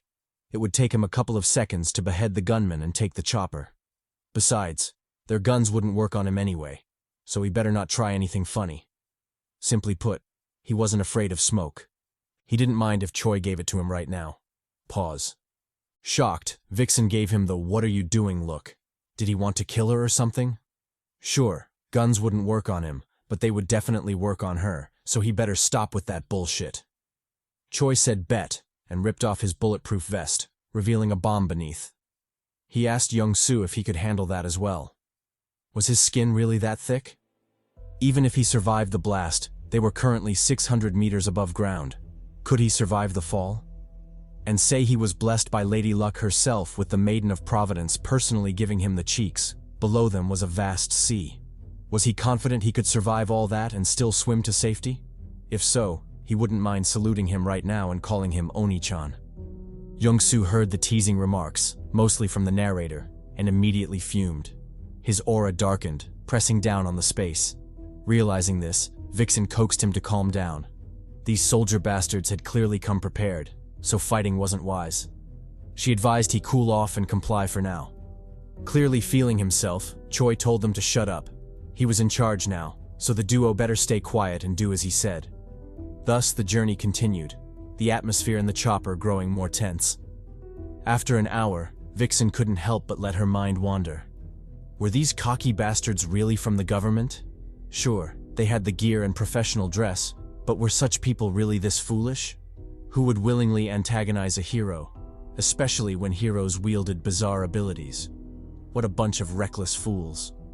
Seemingly fed up, Jeongsu asked where they were going. Choi, still deluding himself with his false sense of control, told him to pipe down. He would be the one asking questions. But first, there was one thing to do. He signaled his men to tie the duo up. Alarmed, Vixen shouted for them to hold up. Why were they being treated like this? Didn't they know Jeongsu had already killed 2 heroes? Surely that proved he was on their side, worthy of better treatment. The soldiers ignored that nonsense and pointed guns at her, telling her to shut up and sit down lest they paint the walls with her brain matter. As for the "he's with us" bullshit, they didn't want to hear it. They knew nothing about him, his goals, reasons, nothing. There was no us in this scenario, only heroes and the rest of them. As for destination, he didn't need to concern himself. He was being transported, and they would arrive when they arrived. Fuming, Jeongsu barely held back from punching Choi. If the situation allowed it, he would have definitely tenderized those cheeks. Ignoring Jeongsu's death glare, Choi instructed his men to bind and blindfold him. Their destination had to be kept secret at all costs. And so the journey continued, the helicopter flying above a ruined city. After several minutes of maneuvering, they finally landed on a helipad, the destination. Alighting, Choi instructed the soldiers to escort the duo inside. The soldiers complied and carried out the task swiftly. Hanging back, Choi ignored the other soldiers' congratulatory remarks and locked in. He told them the game was just beginning, so any praise was unnecessary. For now, they should head to the interrogation room. He would join them after smoking a bit of that green. Distancing himself, he lit a cigarette and contemplated his next move. Would this be clever, or would they fall for the sword hero's ploy? Only time would tell. He hoped it was the former. They desperately needed a win. Unaware, he was being watched by a surveillance drone. The drone was linked to a secret base with the entire city under full surveillance. Responsible for this massive breach of privacy and downright peeping Tom behavior was a mechanical construct of human nature. In simpler terms, a freaking cyborg. Shifting scenes, we switch back to Jeongsu and the soldiers. After being led into the building, the group descended a flight of stairs, making their way to an interrogation room. The paths they took were eerily silent, purposefully deserted, as if the other occupants didn't want to run into the menacing hero. After walking for a while and feeling his patience run thin, Jeongsu began contemplating his escape. For a hero like him, the handcuffs and ropes weren't a big deal. He'd only need a second to free himself. Moreover, judging by the echo in the area, the path they were taking was narrow, so at most, he'd have to face 4 or 5 soldiers once he broke free. Such feeble mortals wouldn't take him 3 seconds to annihilate. Growing increasingly frustrated, and realizing there was truly nothing capable of stopping him, Jeongsu seriously considered escaping. He stopped, making the soldiers flinch with anxiety. They aimed their rifles, nerves taut as they asked Jeongsu what he was doing. Why wasn't he moving? Jeongsu, as menacing as ever, answered briskly. Why should he? He'd only accommodated their foolish demands because falling out with them while still in the air was reckless, fraught with unpredictable consequences. But now that he was already on the ground, why should he continue accommodating them? Did they think he was a fool? Or worse, a bitch? The soldiers' scalps tingled at the threat, heightening their fear even more. They aimed their rifles tighter at Jeongsu, warning him not to move. If he had something to say, he could say it in the interrogation room. Meanwhile, they were already scared shitless, their fingers involuntarily pressing harder on the triggers. Any sudden moves by Jeongsu, and they'd light his shit up. Realizing they were at an impasse and neither party would back down, Jeongsu prepared to take action. He flexed his arms, making the handcuffs creak with strain. A little push was all he'd need to drop all pretenses, free himself, and possibly go on a cheek-clapping campaign. However, before he could, a hand suddenly grabbed his shoulder, urging him to calm down. The intervening vixen begged him not to be hasty. He shouldn't take any drastic measures and should instead think about it from the soldiers' perspective. They were just scared. As normal, maidenless mortals whose world had collapsed, who hadn't enjoyed the touch of a maiden in a long time, and were now forced to escort a dangerous superhuman, how could they not be scared? Regardless, she doubted they harbored any ill intentions, so Jeongsu should be more understanding. Besides, they were with the Reconstruction government, which meant their goals should align. They both hated and wanted to annihilate the heroes, so they were technically on the same side. Jeongsu listened silently, refraining from commenting for now. But the fact that cheeks weren't already getting baked meant he was taking the vixen's words to heart. Realizing this, the vixen spoke with even more confidence. She told Jeongsu this was the perfect opportunity. They could utilize the government and its resources to support their campaign, not only making things easier for them, but also significantly reducing the danger. But before doing so, they had to make the government trust them, hence, no fighting. Jeongsu thought about it, then lowered his arm. He confidently walked ahead of the group, resuming his trek to the interrogation room. Since he could escape whenever he wanted, and the soldiers were too weak to stop him, why wouldn't he indulge them? He could simply flee if things didn't go his way. The soldiers, puzzled by his sudden change in attitude, nevertheless were just glad a fight hadn't broken out. They collectively heaved a sigh of relief, continuing their advance toward the interrogation room. After some time, and after separating the pair, the soldiers ushered the vixen into a private interrogation room. The room was eerily dark, with a foreboding pressure lingering in the air. Ignoring this, they sat her down and calmly exited. Left alone in the gloom, the vixen didn't have to wait long before Choi joined her. He didn't mince words and directly got down to business, asking what kind of person Jeongsu was. They already knew she wasn't a hero, so why did she, a mortal, choose to ally with one, let alone the hero of revolt? Taken aback, the vixen marveled at the absurd nickname. Hero of revolt? Wasn't that a bit too flashy? What was next? Cheek synthesizer Jeongsu, with all the cheeks he'd been clapping lately? Anyway, they didn't have to ask. She was sticking with Jeongsu because he was different. Noticing Choi's confusion, the vixen explained further. She shared that Jeongsu harbored a deep hatred for Minsu, the sword hero. His only goal, as far as she could tell, was to kill Minsu and any other hero who chose to stand with him. He had no other motives, as if he would simply disappear once the task was done. If that wasn't different, she didn't know what was. Listening, Choi admitted that it made sense. Jeongsu was indeed different. As for why he harbored such deep hatred for Minsu and only started fighting back just now, the answer was simple. He'd most likely died by Minsu's hand, fallen into the other world, and only now returned. That would explain his hero status and zero tolerance for anything involving Minsu. However, despite their seemingly aligned goals, it still wasn't enough to trust him fully. Pressing further, Choi pushed the vixen for more information. Sure, Jeongsu was different, but what did that have to do with her? Why was she accompanying him? Not to mention, why did he allow it? Suppressing a cough from Choi's chain smoking, the vixen replied that she'd volunteered. He'd needed a guide, so things just kinda worked out. Besides, as someone who'd lost her family to heroes, and learning Jeongsu was out to kill them, she asked to tag along to be part of his revenge. In a way, it was like she was avenging them herself. However, things hadn't gone as smoothly as she expected.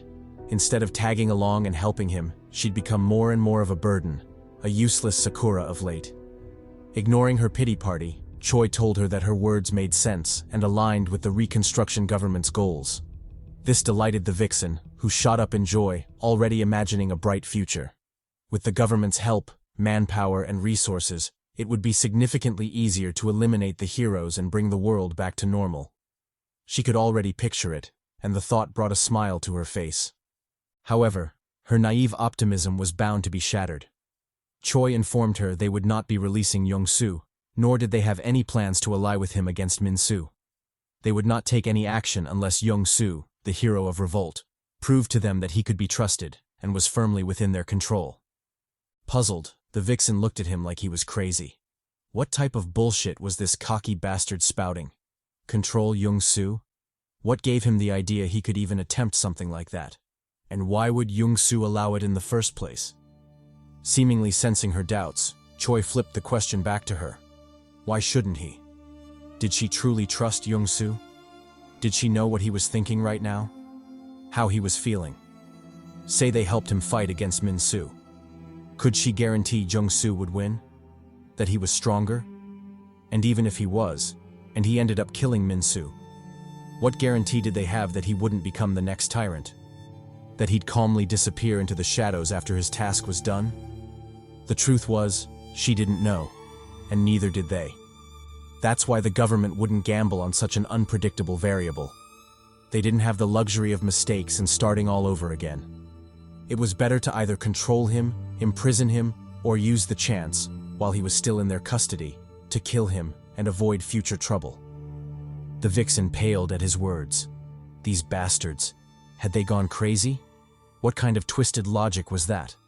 But if they did decide to go through with it, didn't that mean by stopping Jeongsu back then, she'd unknowingly damned him? Fuck. Truly a Sakura. Useless trash. Fast forward to 3 days later. In the interrogation room holding Jeongsu, the hero was still bound, looking haggard and visibly dehydrated. Though annoyed, he barely kept his calm by recalling his conversation with the vixen. The soldiers were just scared, so he should make them trust him. However, wasn't this taking things too far? For 3 days they hadn't fed him or given him water. Wasn't this basically trying to kill him? Luckily he was awakened, so this much couldn't kill him, but it was still annoying. As he debated his next move, whether to just crash out and leave, the entire building suddenly shook. The rumbles grew more frequent and louder, finally drawing his attention. Following the rumbling came gunshots, hinting at a serious battle outside. Jeongsu perked up his ears to glean more, but the odd events in his interrogation room forced him to lock in. To his surprise, his hands were uncuffed and his blindfold removed. Just as he was about to ask what was going on, he saw an unexpected sight before him. The vixen, accompanied by an unidentified man. The man, clearly a hero, sized up Jeongsu and greeted him casually. So, he's the so-called hero of revolt? It was nice to meet him. Jeongsu stared back but didn't answer. Who was this bastard? And did he really have to clap hero cheeks the moment he got released? What irony. The hero seemed to guess his thoughts and introduced himself. He clarified that he wasn't there for smoke, but had come to rescue him. He was the hero of Iron Arm, and if Jeongsu wished, they could be allies from then on. Confused, Jeongsu flicked his gaze toward the vixen. What the hell was this shit? If he remembered correctly, wasn't the Iron Arm hero part of Minsu's team? Why would the vixen bring him here? The vixen guiltily turned her head away and explained that she had no choice. This was the only way she could think of to get them out safely. The Reconstruction government had betrayed them, and never had any plans of working with them. In fact, they'd always intended to kill them. So when the Iron Arm hero appeared, she figured it was better to ally with him than suffer the government's betrayal.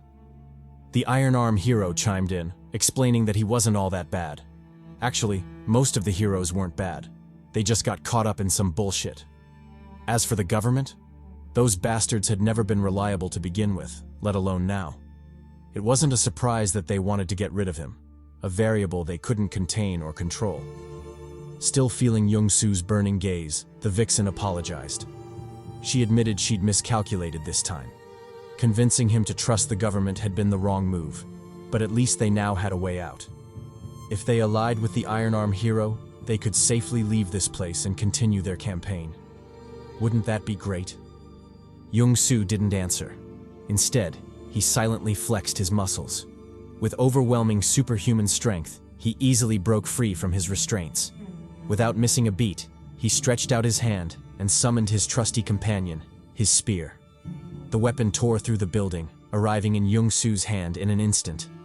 Without hesitation, he aimed the tip at the Iron Arm hero and warned him to shut his mouth. What ally? What work together? He'd better shut his mouth hole before Jeongsu killed him for his bullshit. He had no intention of allying with him. The vixen intervened, pleading with him to hold on. There was no need to fight. The hero was just there to help them. Jeongsu, already tired of this useless Sakura bitch, yeeted her by the mouth, lifting her into the air. With a tone that didn't bother concealing his disappointment, he asked if that was how deep her vengeance went. The second her life was in danger, she'd abandon her goals and ally with her enemies? He'd always thought she had the same drive, the same objective as him, but he guessed he was wrong. He couldn't trust her ass at all. The Iron Arm hero, sensing the rising tension, stepped in to mediate. He told Jeongsu he was wrong about them. Not all heroes were bad. Like he'd said, some were just unlucky and got caught in the bullshit. He wasn't like Minsu at all, even if he worked with him. Jeongsu, however, didn't want to hear that shit. He told the Iron Arm hero to shut up. He didn't want excuses from a beast who gave up on being human. Heroes, especially those who joined Minsu, had crossed the line, and he had no intention of letting them live, let alone joining them. The Iron Arm hero should prepare himself, because shit was about to get active. Saying so, he dropped the vixen, entered a fighting stance, and prepared for battle. Maybe because he was still fond of her, he advised the vixen to leave before she got caught up in the fight and died tragically.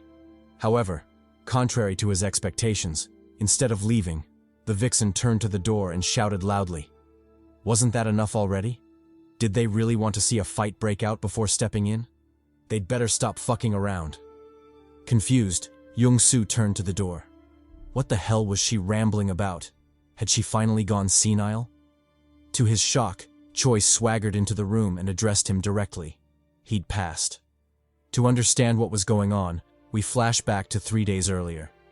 After revealing to the vixen what the government intended to do to Jeongsu, Choi ignored her pale face and mocked her slightly.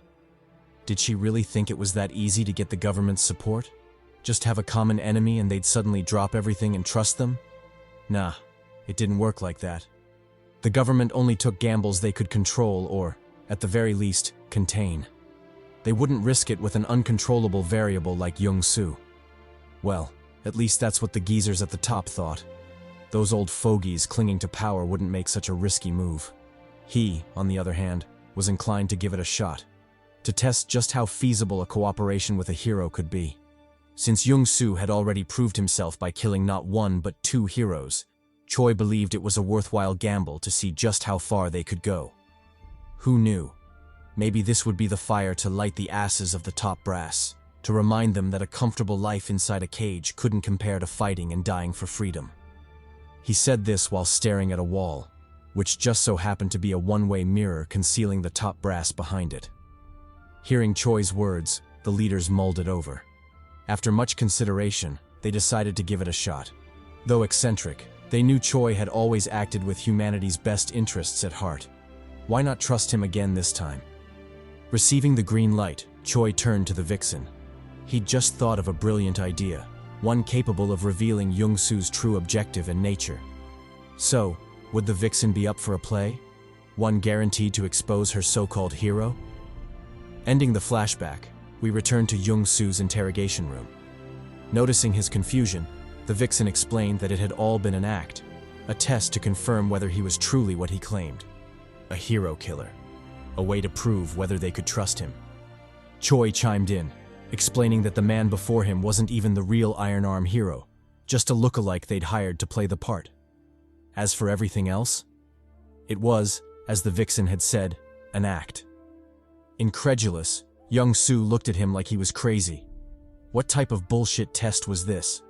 What would have happened if he'd failed and agreed to join the Iron Arm hero instead?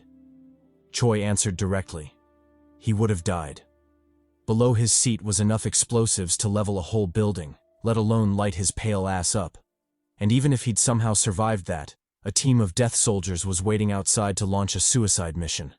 They were tasked with firing everything they had until either he died or the whole squad was wiped out. If even that failed, they'd resort to the final contingency. Detonate the several tons of bombs hidden below him to buy time for mass evacuation. Sure, maybe that much firepower wouldn't kill him, but trading a building and a few loyal soldiers' lives for the future of the Reconstruction government and its citizens was more than worth it. Jeongsu listened to the meticulous plans and nodded in approval.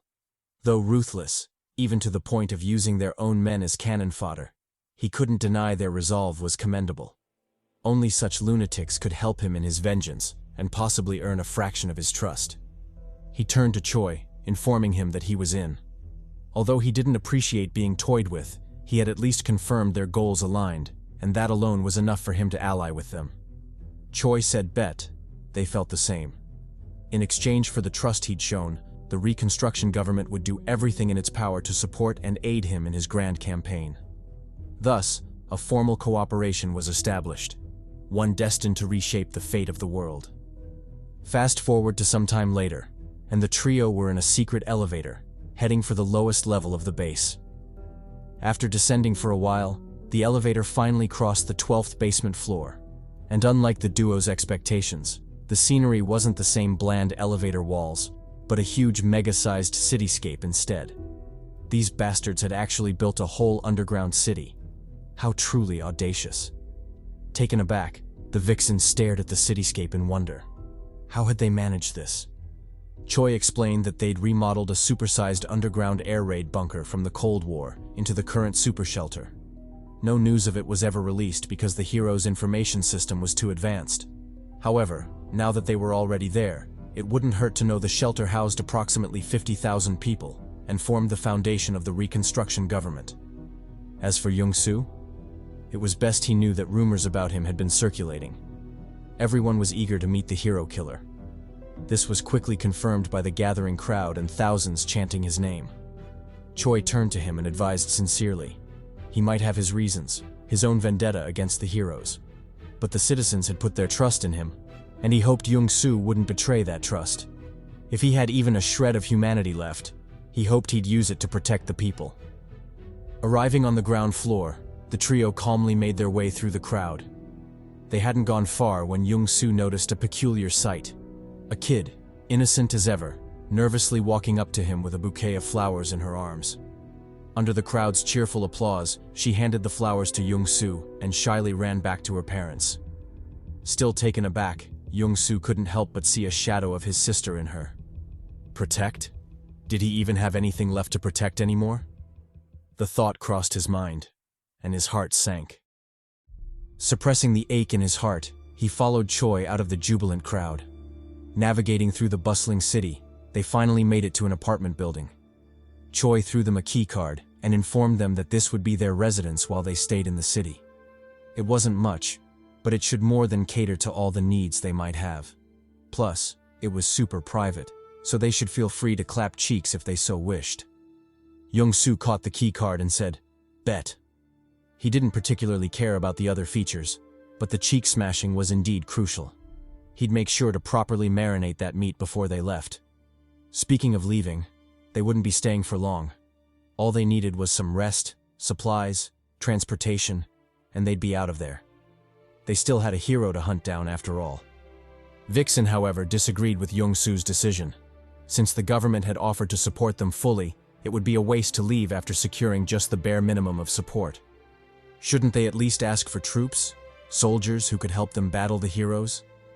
She understood he didn't like involving civilians in the fight against heroes, but they truly needed help. At the very least, scouts familiar with the heroes' movements. Choi chimed in, stating that Vixen was right. Since they were already there, they might as well use everything at their disposal. If Jeongsu wasn't completely convinced, he might as well take the night to think it over. Post-nut clarity did wonders for the mind after all. Jeongsu thought about it and nodded in agreement. He'd rest, eat, clap, relax, then clap again. Hopefully, by the end of that divine ritual, he'd have changed his mind. Switching scenes, we're shifted to the apartment the duo was inhabiting. After a round of cat cleansing, the rejuvenated Vixen calmly exited the bathroom. She noticed Jeongsu by the balcony and walked up to him. Realizing the emo dude was drinking a can of peach juice, she asked if he liked that stuff. She hadn't tagged him as a fruit lover. Jeongsu replied that he didn't love it. It was just practical. The sugar in the juice helped the brain circulate faster, so he was using it to plot his next moves, specifically how he was going to kill that bastard Minsu. However, he did hear juice had miraculous effects on kitty taste, so she might want to get in on that. Vixen said bet, she'd definitely give that a try. But before that, could he possibly tell her a bit more about himself? Surprised, Jeongsu asked why she needed that information. Did she still doubt him? Or was this to trap him with child support or some shit? Because if so, they were out of milk, and he had to run to the store real quick. Vixen replied that it wasn't anything like that. She wasn't trying to trap him, so he shouldn't worry. She was just asking because they truly knew nothing about each other, not even their names. It was cool for the narrator to call her Vixen, but shouldn't he at least know her real name? Besides, he'd given her the Wayne Brady treatment, choke a bitch. Didn't he owe her a proper introduction after that? Jeongsu agreed, and finally introduced himself. He was Park Jeongsu, son to a murdered father, brother to a murdered sister, and he would have his vengeance, in this life or the next. Vixen looked at him and smiled contentedly. Aside from the gladiator plagiary, this Jeongsu dude wasn't all that bad. She introduced herself, saying that her given name was Jeongsu Min. However, out here in the streets, she went by the nickname Vixen. Extending her delicate jade-like hands, she hinted at a formal greeting. Jeongsu didn't leave her hanging and returned the gesture. Thus, the duo formally met, looking forward to their continued collaboration. What they didn't know, however, was that a storm was brewing, and that night they would share their feelings for the first and last time. Shifting scenes were taken to the control room of the entire underground city. Several screens were shown on the wall, each reflecting a section of the city in real time. Unfortunately, one of them reflected the scenes at Jeongsu's location. In other words, they were spying and eavesdropping on Jeongsu and Vixen. What a bunch of creeps. Ignoring the Diddy allegations, Choi asked his assistant how the spying was going. Had Jeongsu completely allied with them, or was he still harboring doubts? The assistant replied that things were going great for now. After spying on them for hours, Jeongsu hadn't revealed any signs of betrayal or doubt, not even in his private conversations with Vixen. It was safe to say he had ruled out any suspicions about them. Choi heaved a sigh of relief at that reply. It seemed like things were finally going their way. With the addition of Jeongsu, they finally had 3 heroes on their team. If he ruled out the 2 slain heroes, that left 7 yet to be killed, including Minsu. Although 3 versus 7 was still a daunting task, it was way better than the 2 versus 9 odds they'd had before. If things went their way, maybe they'd finally be done with that hero nonsense and return to their lives. Lives of order, safety, and most importantly, family. The employees cried tears of joy, overwhelmed by the hopeful prospects. They couldn't wait to get their old lives back, and deep down, were glad they hadn't given up. Choi encouraged them, but warned them not to lower their guards just yet. It was still too early to celebrate, but for what it was worth, he was proud of them for enduring this long. The desired future was almost at hand. They just had to endure a little bit longer. Unfortunately, just like the case with Jeongsu and So Min, this would be the first and last time the employees praised and encouraged each other. Thunderous explosions echoed across the city, catching everyone off guard. Sensing an overwhelming, ominous premonition, Choi burst out of the room and headed for the nearest window. What he saw made his face turn pale. A giant hole had been blown in the dome surrounding the city. Large debris crashed to the ground, obliterating anyone they landed upon. Their location had been compromised. They were under attack. By the heroes, no less. Realizing this, Choi cursed. What sort of dogshit timing was this? Just as things were getting better for them. Fuck. Equally caught off guard, Jeongsu's attention was immediately locked on one person. Minsu, the hero bastard who'd taken everything from him. Accompanying Minsu were several members of his party. A sussy-looking dude rocking a crop top, the hero of vampires, Hong Hua Rang. A divine and holy yet kinky-looking vixen, Baek Hana, the hero of faith. A pink loli who seemed to hate Baek Hana for some reason, the hero of magic, Ma Ye Rin. A muscle-brained brute who'd been hinted at before, the hero of Iron Arm, Jung Yui Ho. A sketchy, cunning, and treacherous-looking bastard, the hero of Return, Lee Sung-jun. I'm calling it right now. This dude is suspicious as fuck. The hero of martial arts, Cheon Ji-sung. And finally, a Decepticon-looking bastard, Lee Ga-ram, the hero of Reformation. After fully assembling, the Reformation hero asked Minsu what he planned to do. What would be the fate of this pitiful city? The Return hero answered for Minsu. Was that even a question? The answer was obvious. Minsu needed everyone there to suffer. Reformation said bet and got to work. It pulled out a shit ton of missiles, launching them all into the city. The whole city descended into chaos, with explosions and flames everywhere. It soon became a true purgatory, desperate screams echoing all around. Seeing this, Choi almost shit his pants in fright. He quickly ran back to the control room, instructing the operators to activate the defense systems. Turrets, missiles, troops. He wanted them all activated, and he wanted it done now. Strangely, the operators didn't reply and eerily stayed rooted in place. The bizarre scene sent shivers down Choi's spine, and he immediately knew something was wrong. As if to prove him right, the operators collectively turned to face him, all speaking simultaneously. "Wouldn't you join us?" Goosebumps rose on Choi's skin as he pieced together who was responsible. The hero of faith, Bayek Hana, that bitch. He immediately made a run for it, escaping Hana's minions with his top speed. Locking the door behind him, Choi radioed the remaining units. Their mission was to block the heroes at all costs and ensure Jeongsu made it out alive. No matter the sacrifice, they had to protect humanity's last hope. Unfortunately, his commands were destined to fall on deaf ears. The units he was radioing had already been wiped out, starting from the artillery unit, Cheon Mountainside, which had been massacred by the hero of Iron Arm, the Special Agents Unit, Quan Bat, which had fallen to the hero of Return, and finally, the Tactical Helicopter Unit, Brown Crow, which had been obliterated by the vampire hero. All the available units had fallen alongside numerous civilians, amounting to a devastating 13,700 casualties, and all of this was just within the first 3 minutes and 17 seconds of the hero's appearance.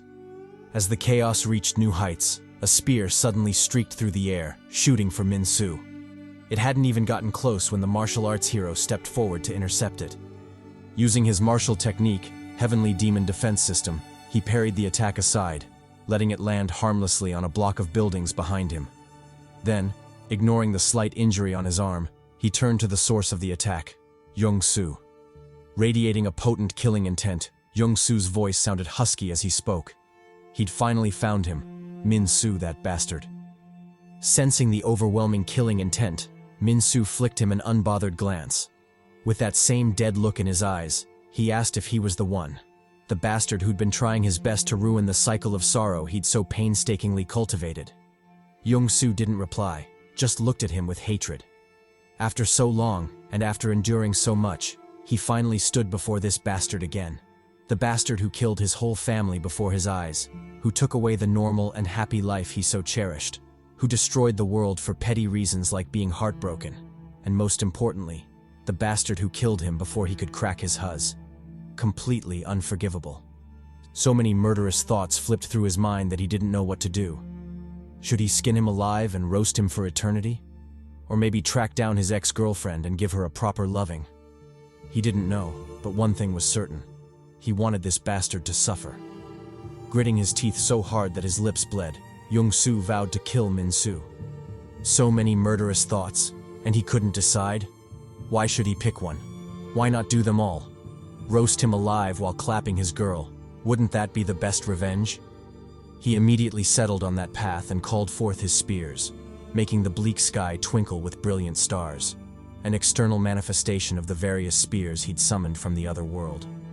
The first was the familiar shield spear, Ansile, then the ground spear, Yeo Oi, the holy spear, Paulo, the demon spear once wielded by the demon king, Daryl, the flame spear, Ignite, the ice spear, Vasnes, and 4 more spears that weren't important enough to get their own page.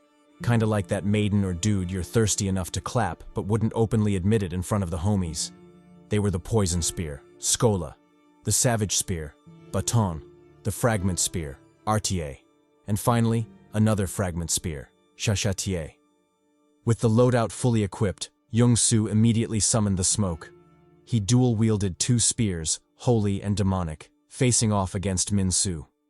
Minsu rose to the challenge, summoning his own sword, Durant. As if by prior agreement, they both launched their attacks simultaneously. Jeongsu charged in with a dual holy and demonic technique, giving rise to an all-annihilating blast, Void Unity. The beam tore through the air, laying waste to everything it touched. It carried so much destructive power that for a second, the faces of Minsu and his party froze. Without hesitation, Minsu rushed forward and blocked the attack, splitting it in half with his sword. However, the sheer might of Void Unity couldn't be quelled by a meager sword slash. It continued unbridled, laying waste to the cityscape behind them. When the energy dissipated and the dust settled, a giant fissure had been carved into the formerly flat terrain, beyond which was pure destruction, spanning as far as the eye could see. The only place that stood relatively intact was the plot defended by Minsu. Yet even he couldn't fully protect all his allies, resulting in the Faith Hero dying miserably, her body blown to bits from the knees up. Witnessing all this, the other heroes couldn't help but click their tongues in shock. Just what kind of training had this Jeongsu bastard gone through to wield such devastating power? They were all heroes, so why did he make them seem like small fries? Meanwhile, as the heroes were questioning their isekai playthrough and wondering whether Jeongsu had completed all the side quests, something bizarre was happening on the ground. The Faith Hero who'd been blown to smithereens by Jeongsu was slowly reviving, cheating death by regenerating her body. She also showed a bit of her kinky side, blessing us with a teasing view of her tits. Fully recovered, she quickly turned and exited the battlefield. Although the fight promised to be interesting, she truly didn't want any part of the smoke. The hero of martial arts agreed and followed her out, leaving only Minsu and Jeongsu squaring off against each other. With all the irrelevant small fries out of the way, the two began their battle in earnest. Striking first, Jeongsu hurled a spear at Minsu. The attack seemed off, missing him and striking meters behind his back. However, this was all part of Jeongsu's plan. Just as Minsu was about to counterattack, a thick poison gushed from the spear, enveloping him instantly. It didn't take a second for the toxic miasma to spread throughout his body, causing his eyes and 7 orifices to bleed profusely. Chuckling at the cheap trick, Minsu swung his sword, dissipating the poison. He intended to advance the attack but was surprised to see Jeongsu already before him, twin spears thrusting. For a split second, Minsu's resolve wavered. He thought about his experiences thus far and everything he'd been through. Was there really a need to keep living? Wouldn't it be better to fall by Jeongsu's hand, a man who'd known as much suffering and despair as him?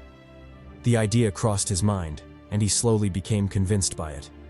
But just as he was about to drop his sword, he saw something in Jeongsu's eyes, a faint flicker of light, a slight chance of salvation in the otherwise pitch-black darkness of despair and murderous vengeance. It was then that Minsu realized something. This bastard Jeongsu was still clinging to hope, searching for salvation in the pitch darkness. He wanted to get his happy ending by avenging his family, and murdering Minsu was his way to do it. Wasn't that a bitch? How dare this bastard use him as a whetstone to sharpen his blade? To dare hope to be happier than him? Was he kidding right now? Nah, fuck all that. If it was sorrow, then they had to feel it together. Wielding his sword, he slashed at Jeongsu, meeting his attack head-on. The two crossed weapons in unrivaled fury, kicking up a mana storm from the impact. The force from the clash sent shockwaves throughout the city, leveling everything in its path and blinding to the eye. When the storm finally subsided, the two fighters lay on the ground completely spent. Neither had the strength nor the energy to continue the battle, their weapons either broken or cracked from the clash. As they lay in a pool of their own blood, scenes from their lives flashed before their eyes, ones of loss and grief. Families they'd lost or had been taken from them. Friends killed, or those who'd turned their backs. Pain they'd felt, or had inflicted. It was a sharp contrast, but at the root of it all, it was still a tale of sorrow, grief, and loss. Thus, although on completely opposite sides, they both reached a unanimous decision. Right then and there, they had to do whatever it took to kill the other. With that resolve, they each called upon their trump cards. Jeongsu summoned his enchanted armor, Didantium, while Minsu beseeched his goddess, Seraphine, for her blessing. If she could offer up the cheeks as well, that would be better. Both parties were shrouded in aura, one of darkness, the other of light, beginning their transformation. It didn't take long for the two heroes to rise to their feet, weapons drawn, ready for round 2. Without further hesitation, they charged forward, breaking the ground beneath them. Sword and spear clashed relentlessly, collapsing the very space between them. Without a doubt, this was shaping up to be an epic yet devastating battle. Minsu attacked first, rearing his giant sword back for a huge slash. Jeongsu didn't back down, facing the giant sword head-on. He spun on his heels, ducked below the slash, narrowly missing the lethal blow, then capitalized on Minsu's opening, counter-attacking and thrusting the flame spear toward his face. Minsu managed to dodge, but Jeongsu wasn't done. Twirling the poison spear, he brought it down on Minsu, forcing the latter to retreat and cracking the very ground beneath him. Unrelenting, he advanced the attack, clashing weapons with Minsu once again. Divine and dark auras interwove, brilliant and blinding to all who laid eyes on them. It would have been a beautiful sight if not for the fact that humanity's very survival hinged on the outcome of this battle. Whether they could reclaim their old lives or further descend into despair depended on how hard Jeongsu would thrust his spear right now. Seemingly aware of this, the once hidden civilians slowly crawled from their hiding places, their gazes fixed on the battle, an intense longing and hope evident within them. Would it work? Would he win? They didn't know. But what they did know was that Minsu, the reason for their sorrow and the bane of all existence, was for the first time struggling. He'd finally found a match he couldn't outright demolish. Seeing this, the joy and hope in the civilians' eyes intensified. They watched with fervent breaths, unwilling to tear their eyes away even for a second. The same was true for the entire country, as the fight had at some point become a live stream, free for the whole nation to witness. Several heated gazes locked onto their screens, eager to see the outcome of the fated battle. Meanwhile, elsewhere in the city, were reunited with Choi, who had miraculously survived the ambush from the Faith hero. He immediately jumped back into the fray, coordinating a full-force counterattack against the heroes. Like an emotionless machine, he sent his men on suicide missions, instructing them to stall the other heroes by any means necessary. Even if they had to throw their lives away, they had to do it, because Jeongsu's battle against Minsu couldn't be interrupted. As for himself, he was prepared to make the same sacrifice. He said this while staring down a freakish creature, a ghoulish creation of the Faith hero, and undoubtedly what he would lose his life to today.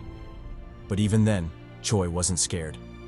He calmly reloaded his gun, ready for the last battle of his life.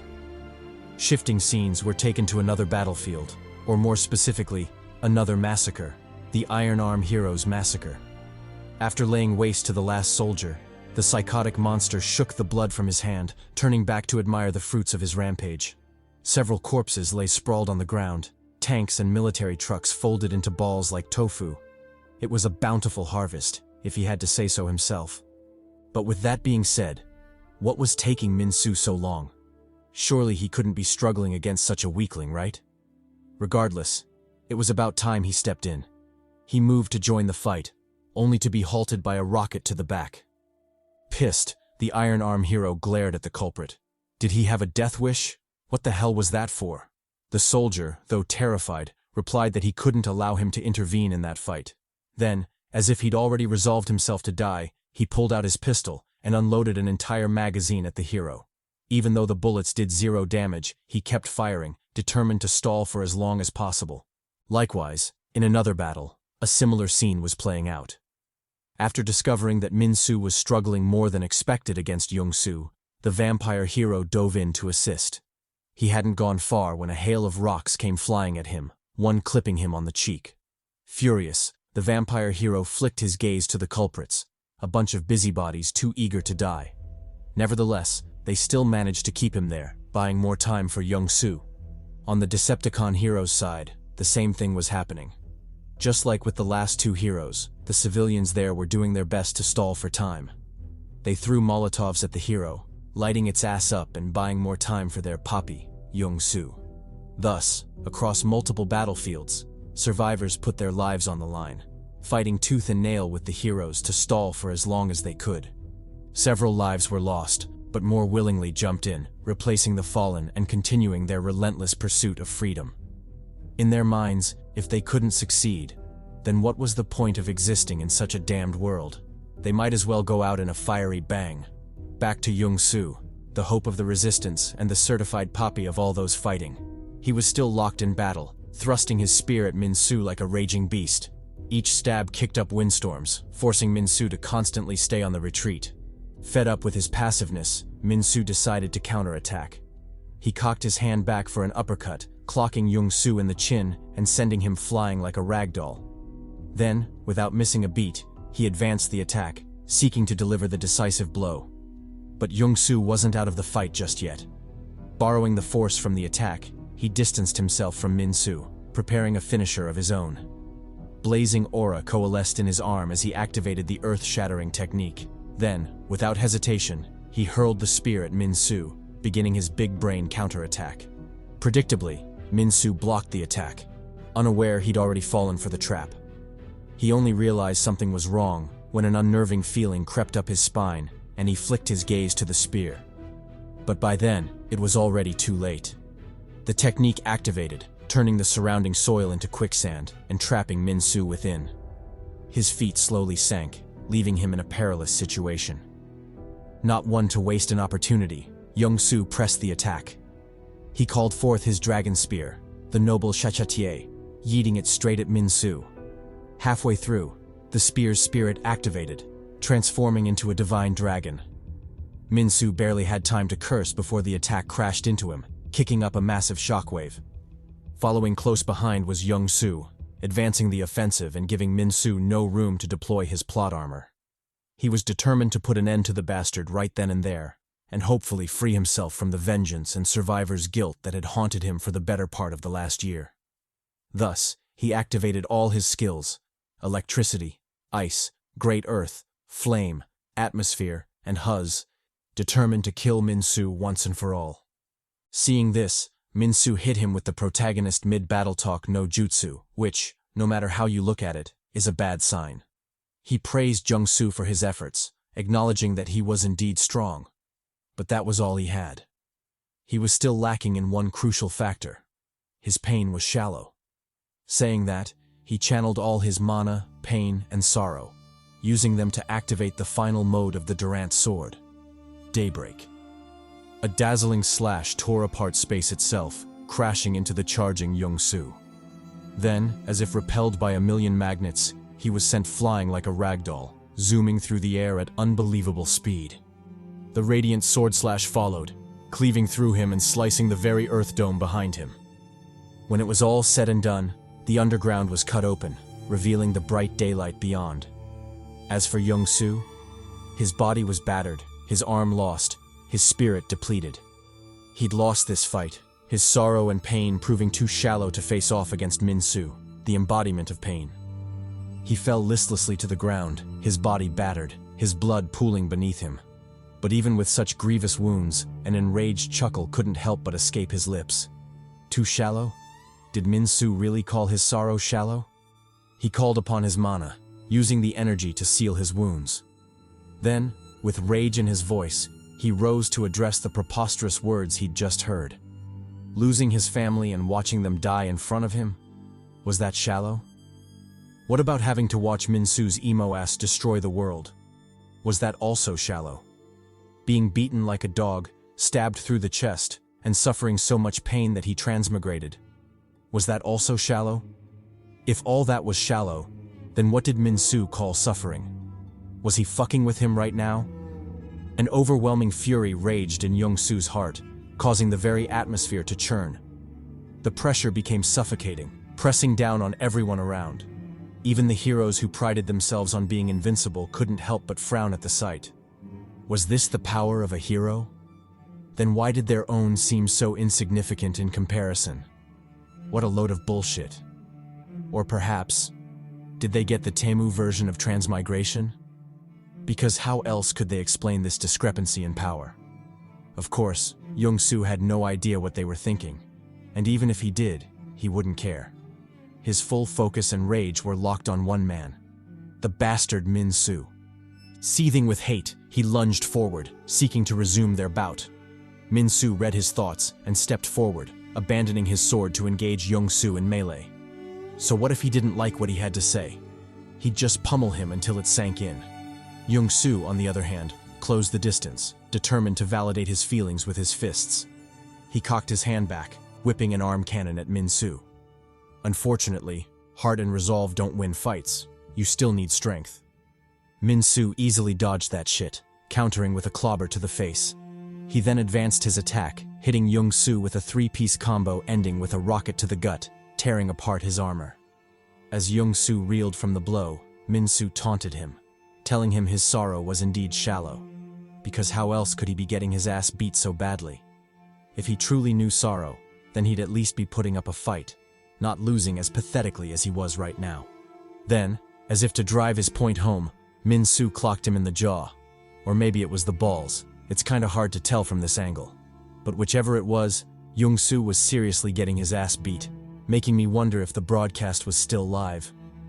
Was everyone around the world really witnessing this shit? Poor fellow. Bored of toying around, Minsu decided to end it. He whipped Jeongsu with a sidekick, sending the battered bastard flying. After tumbling and scraping across the hard ground, Jeongsu finally crashed headfirst into a wall, letting out a groan of pain. Gazing at the defeated Jeongsu, Minsu explained why he could never defeat him, why he was so weak, and why he said his sorrow was shallow. It was because Jeongsu was redeemable. Although he'd been through some shit, there was still hope for things to change for him. Hope to live a normal life with people he could love. Minsu, on the other hand, didn't have any of that. He had no loved ones, no friends, no redemption, and worst of all, he had no bitches. How could he not be strong with so much weighing on him? Coughing up a mouthful of blood, Jeongsu asked if that was it. Was that why Minsu decided to destroy the world? Because he had no loved ones and couldn't pull bitches? How selfish could he be? Enraged, he asked Minsu what the people had ever done to him. What had he and his family ever done to deserve this? Minsu replied by stepping closer. Then, with eyes as hollow as the abyss, he explained that they were happy. That was their crime. When he was going through shit and his world was collapsing, they had the audacity to be happy. How could he forgive that? Punching down, he roared that it was unforgivable. How dare they be happier than him? Eliminate and forget about him? Not wait for him while he was transmigrated. And worst of all, someone had cracked his girl while he was in the isekai. How could he possibly forgive that? He punched harder and harder, venting his feelings and reducing Jeongsu's face to a blistered mess. Pausing to catch his breath, Minsu told Jeongsu not to fuck with him. Hero of hope? Of salvation? He didn't want to hear any of that shit.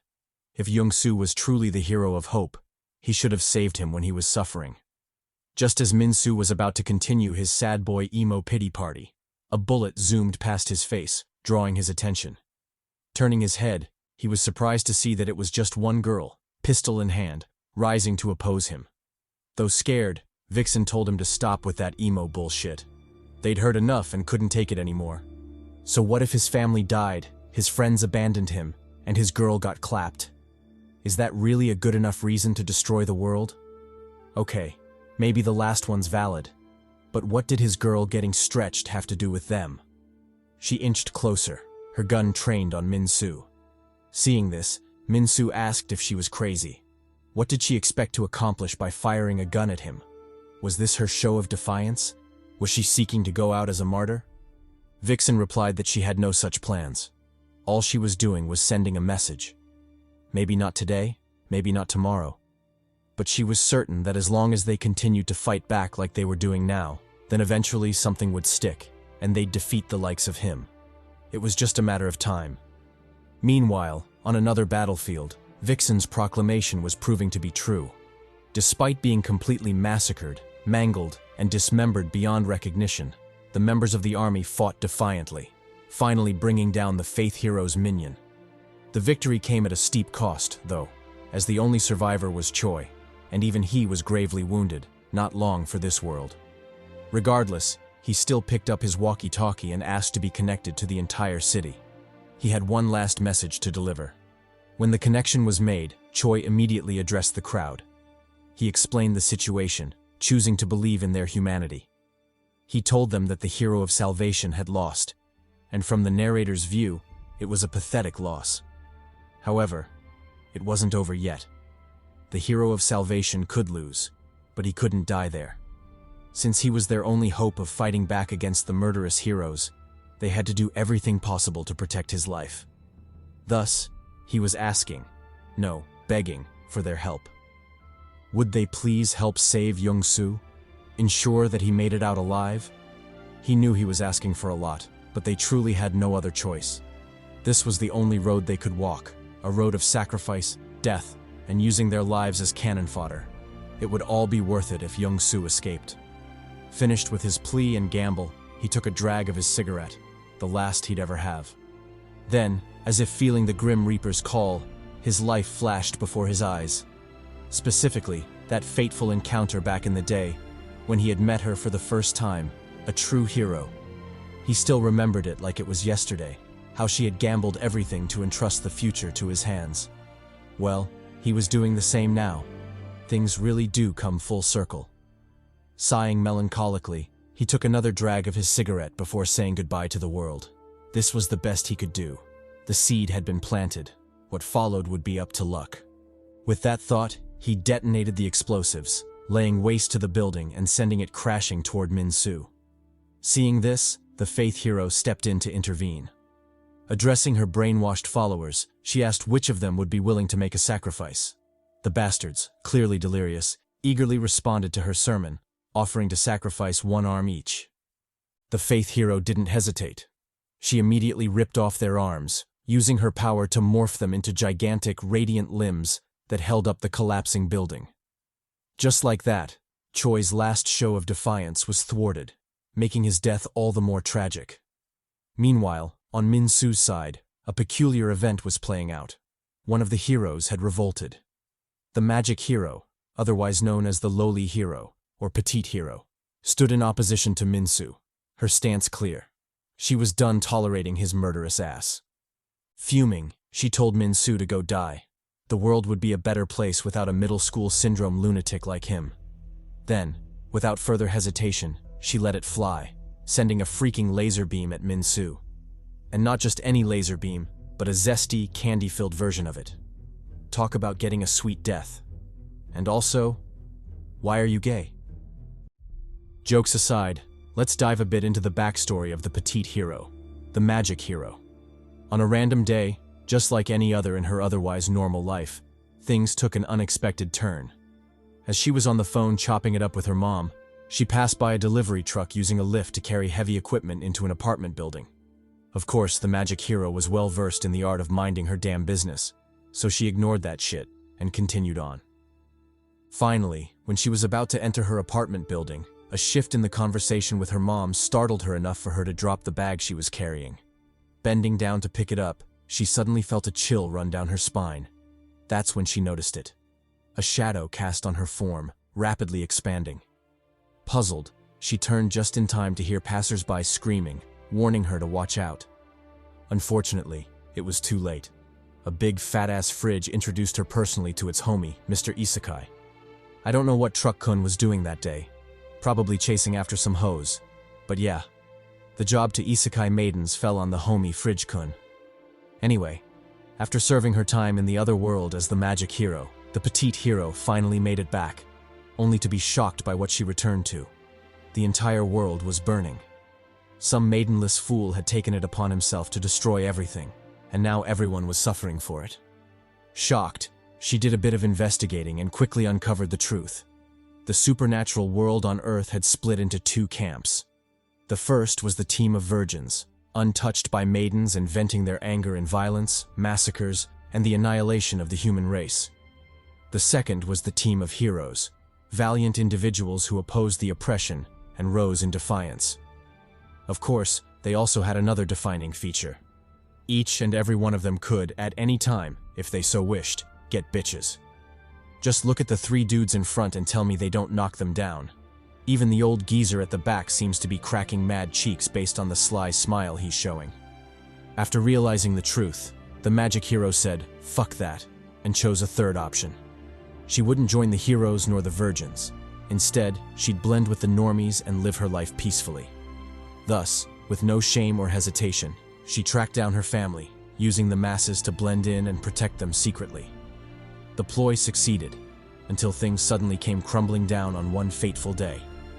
While they were having their daily rations and complaining about how trash it tasted, pure gym sweat booty, 3 soldiers closed in on their location from the main tent. Without mincing words, they instructed the magic hero, Ma Ye-rin, to follow. Confused and curious about what was going on, she reluctantly complied. However, that did not mean she'd do so quietly. On their way to the tent, she fired off question after question, trying to determine what was going on. Could it be that she was being arrested for cutting in line? That was indeed a shitty move on her part, but she doubted it would warrant an arrest. So was it because she called the food trash? She didn't lie. The food did taste like ass. If they were arresting her for that, then she'd willingly accept that loss. While she was pondering what the soldiers could possibly want from her, a voice cut in, blowing away most of the confusion. It explained that she was being arrested not because she called the food trash, but because she was a hero. And of course, as you can see, the voice was from Choi. Startled, Ye-rin asked what the hell he was talking about. Hero? It sure as hell wasn't her. Choi replied that they had proof, so playing dumb wouldn't help. But if she desired evidence, then he'd hit her with some facts. He then proceeded to read out her entire file. Ma Ye-rin, 20 years old, likes to throw it back and ask, "Whose is it?" To this, the narrator would gladly say, "Mine." What a horny dog. After a freakish accident, she disappeared for an entire year, only to reappear a couple of months ago, matching perfectly with the trend of returning heroes analyzed thus far. Cutting in, Ye-rin asked how that made her suspicious. People disappeared all the time. It didn't mean they'd been isekai'd. Besides, how do they know she wasn't shacked up with some Romeo during that time? Maybe she'd run away, living her best life with Alejandro, or as the streets call him, Al, for the streets. Could they prove that wasn't the case? Choi replied that they did have more evidence, then took out a photograph. He explained that it had been taken by one of their drones during an abnormal incident about 10 days ago. Turns out a couple of missiles had been misfired, and their target changed from the enemy base to their own. The missiles were set to land on their location, lighting their shit up. But just as the inevitable was about to happen, a magic shield suddenly appeared, blocking their advance. The puzzling thing was, at no point did the heroes show themselves. They simply stopped the attack and slid back into the shadows. Luckily, they had drones in the air at that time and managed to capture something interesting. Her leaving the very same building the hero had been suspected to act from. Still not convinced, Ye-rin asked if that was all they had. Maybe it was a coincidence that she was in that building at that time. Besides, it wasn't a crime to enter a building. She could go wherever the hell she wanted. To this, Choi stopped wasting words and pulled out a revolver. Since she was adamant in denying the truth, he'd just have to confirm the hard way. If she was a hero as he expected, then she'd be fine. If not, then he'd leave a flower on her grave after killing her. Wasting no time, he pulled the trigger. The gun went off with a bang. Shocked, Ye-rin acted on instinct and set up a magic barrier. Her form also underwent a mystical transformation, changing into the petite magic hero we all know. When the tension subsided, Choi revealed that he'd caught her. The gun had been empty, but the outcome was more than sufficient to prove his point. Realizing she'd been caught, Ye-rin decided to come clean. She revealed that she was indeed a hero, but had her reasons for keeping it a secret. The most important one was, she wasn't strong enough to face off against the other heroes, especially Minsu. She then explained that there was a clear difference in strength between the heroes, and that difference was mostly determined by the Demon King they defeated. The stronger the Demon King, the stronger the hero would become after defeating them, and consequently the stronger they would be compared to other heroes. In their case, the Demon King Minsu defeated was vastly stronger than the ones the others had defeated, meaning he was much stronger than them. Matter of fact, she doubted the other heroes would be able to defeat him, even if they ganged up. To put it simply, it was straight up an unfair advantage, a complete favor for the bastard Minsu by the Maiden of Luck. Confused, Choi asked if that's why she hid herself. Didn't it occur to her that the world could get destroyed? Ye-rin replied that she was aware of that possibility, but what else could she do? She was afraid of death and still had her ailing mother and little sister to protect. Why would she risk it all by fighting the villains? She didn't want to die, and most importantly, didn't want to see her loved ones die. Hiding was the only option she had. Saying so, she bit her lip in frustration, making it bleed and venting a bit of her negative emotions. To this, Choi could only sigh in pity before offering a solution. He emphasized that she didn't have to die to contribute to their resistance. There were other ways she could help. The first was to join Minsu's team. Shocked, Yerin asked what he was talking about. Why would she join that murderer? Choi explained that it wasn't what she thought, signaling for his man to approach. He then added that since no one knew when she had returned, it was possible to trick the villains into believing she was one of them. All she had to do was crash out publicly, and hopefully the villains would believe she was with them. Handing over a secret file, he explained that it detailed the location and information of a not-so-important military base, the target of her deceit. Her task was to destroy the base and everything in it, using the bloodshed to buy trust with the villain group. As for the soldiers' sacrifices during the facade, she shouldn't worry about it. Sacrifices were necessary for the greater good. Becoming more serious, Choi stressed that if she did it, he would take care of her family. He would even evacuate them overseas, saving them from the torment of the villains' attacks. All she had to do was be their hidden card. She would infiltrate the villain group, bide her time, and if ever a person or method came that could destroy Minsu, she should do her best to protect them. Shifting back to the present, the secret agent nature of the magic hero was finally revealed. She faced off against Minsu, doing her best to protect Jeongsu, their hope. True, she was scared, but with so many people counting on her, she had no choice but to give it her best. Yelling at the top of her lungs, she shouted at Minsu to come at her. She was a hero too, goddammit, and she'd be damned if she let him lay a finger on the poppy Jeongsu. And yes, he could put that on her mama. Speaking of Jeongsu, he was having an existential crisis. He drowned in despair, tallying the fruits of his labor since he embarked on his revenge journey. Fruits that seemed utterly pointless at this moment. 117,000. That was how many times he'd trained his thrust. And no, not the thrust you're thinking about, you naughty dog. The spear thrust. He'd trained it so much his palms bled. His slice technique had been trained 57,000 times. The number of times he'd fainted during his workouts, that he knew of, was 297. He'd passed out so often that even the Grim Reaper stopped showing up, thinking he was trolling. As for true death, he'd come close to it a whopping 13 times. Most of those moments were truly perilous, and he genuinely didn't know how he'd made it through. But he did, and he had the scars to prove it. 84 scars, to be precise. He'd taken so many losses from demons, fought so many battles, that he doubted if he was still even human. Yet there he was, still fighting, still surviving, all for revenge. On a positive note, it wasn't like he only took beatings. He'd clapped a plethora of cheeks in his days. Cheeks that, if lined up, would make a fantastic bridge across any river, a solid yet bouncy 1,700 cheeks to be exact. He'd killed so many demons that blood flowed like rivers, literally giving visual meaning to that phrase. However, even with all that, what was the point? He couldn't even beat Minsu, let alone avenge his family. He'd been beaten like a dog, and all he had to show for it were a few scratches on Minsu. Scratches the bastard probably didn't even notice. Was it truly hopeless? Were all the grueling hours of practice, the legendary spears, and even the borrowed Demon King's power all pointless? Was he destined to never defeat Minsu? To never avenge his family? If so, then what was the point of living? He might as well check out early, redeem that early access to heaven. As he thought this, he stuck out his tongue, ready to bite it off and delete himself. But just as his teeth came down, a hand suddenly intercepted, blocking his attempt. Shocked, Jeongsu, who was mid-apology to his dead family for failing them, suddenly got a strange feeling. Who the hell had just stuck their fingers in his mouth? And what kind of freaky shit were they on? Couldn't they see he was in the middle of some serious business right now? How dare they tempt him with that kinky nonsense? Licking the fingers a couple of times, for research purposes of course, he opened his eyes a fraction to see who it was. It was Vixen.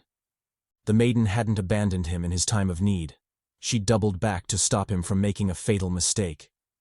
She smiled kindly at him, needing no words to convey her feelings. She wanted him to live on. This wasn't where a hero like him should fall. As tears continued to stream down her cheeks, the magic hero finally flew by, whisking Jeongsu away with her. They left Vixen behind, but it was clear she had no regrets. As for Jeongsu, he glanced weakly at the retreating Vixen, a storm of emotions swirling in his eyes. Was this it? Would he ever see her again? And what about that finger thing she did at the end? He wouldn't mind experiencing that again. Unfortunately, Ye-rin was too busy fleeing to indulge his horny thoughts. She cut through the air like a phantom, yelling for him to lock in. His wounds were dire. He needed to stop the bleeding, or their escape would be pointless. As they soared through the air, it didn't take long for the members of the villain party to spot them. The first was the Decepticon hero, who immediately broadcasted their location. With speakers materializing everywhere, it announced that a magical loli and a freak hero with a finger-licking fetish were on the run. Definitely the treacherous bastards they'd been looking for. Then, without wasting another second, it conjured a shit ton of missiles, launching them all at the duo. Picking up on the danger, Ye-rin immediately began evasive maneuvers. She dodged the first volley of missiles, letting them detonate harmlessly on nearby buildings. Without so much as a glance back, she continued forward, weaving through the pursuing missiles with grace and precision. When she'd left them all behind, one suddenly accelerated, catching up to her in an instant. Taken aback, Ye-rin barely had time to react before the missile detonated, blanketing her in flames. Luckily, she'd been one step ahead, deploying a magic shield in time. With her familiar clinging on at the back, she continued her frantic escape, doing her best to slip away. Unfortunately, escape wouldn't come as swiftly as she'd hoped. Two more villains joined the chase, the martial arts hero and the hero of Iron Arm. Using his footwork technique, the martial arts hero leaped between buildings with frightening agility, easily catching up to the fleeing duo. His hands rose in a martial stance, clearly preparing to strike them down. But before he could, something unexpected happened. A soldier suddenly came crashing in, intercepting the martial arts hero mid-pursuit. With a solemn glance at Jeongsu and a heartfelt reminder for him to survive no matter what, the soldier sacrificed himself, detonating explosives to slow the hero down. Thanks to his sacrifice, Ye-rin managed to pull away, putting distance between herself and the pursuers. Unfortunately, such tactics weren't enough to stall the hero for long. He quickly recovered, ready to resume the chase.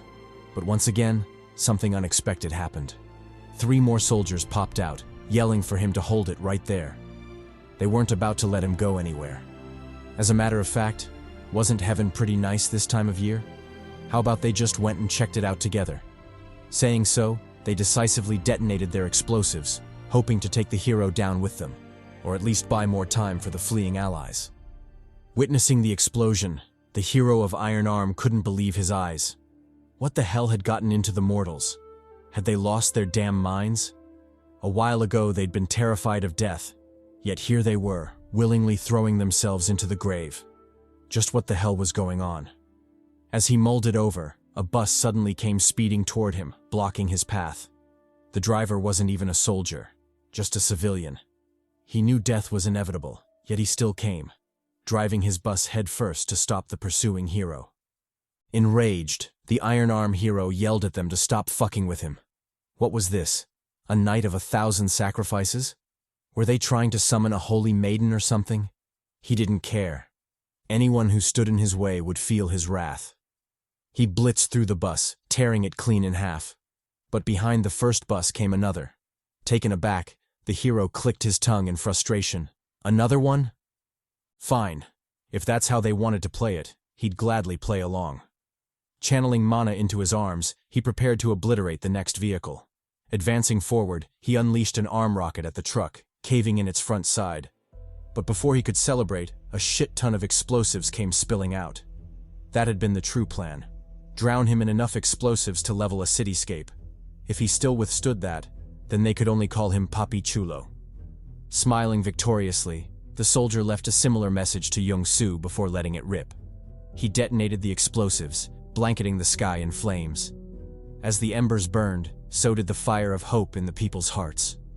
They had made great sacrifices to ensure that the flame of rebellion would not die that day, but whether or not that would be the case was yet to be seen.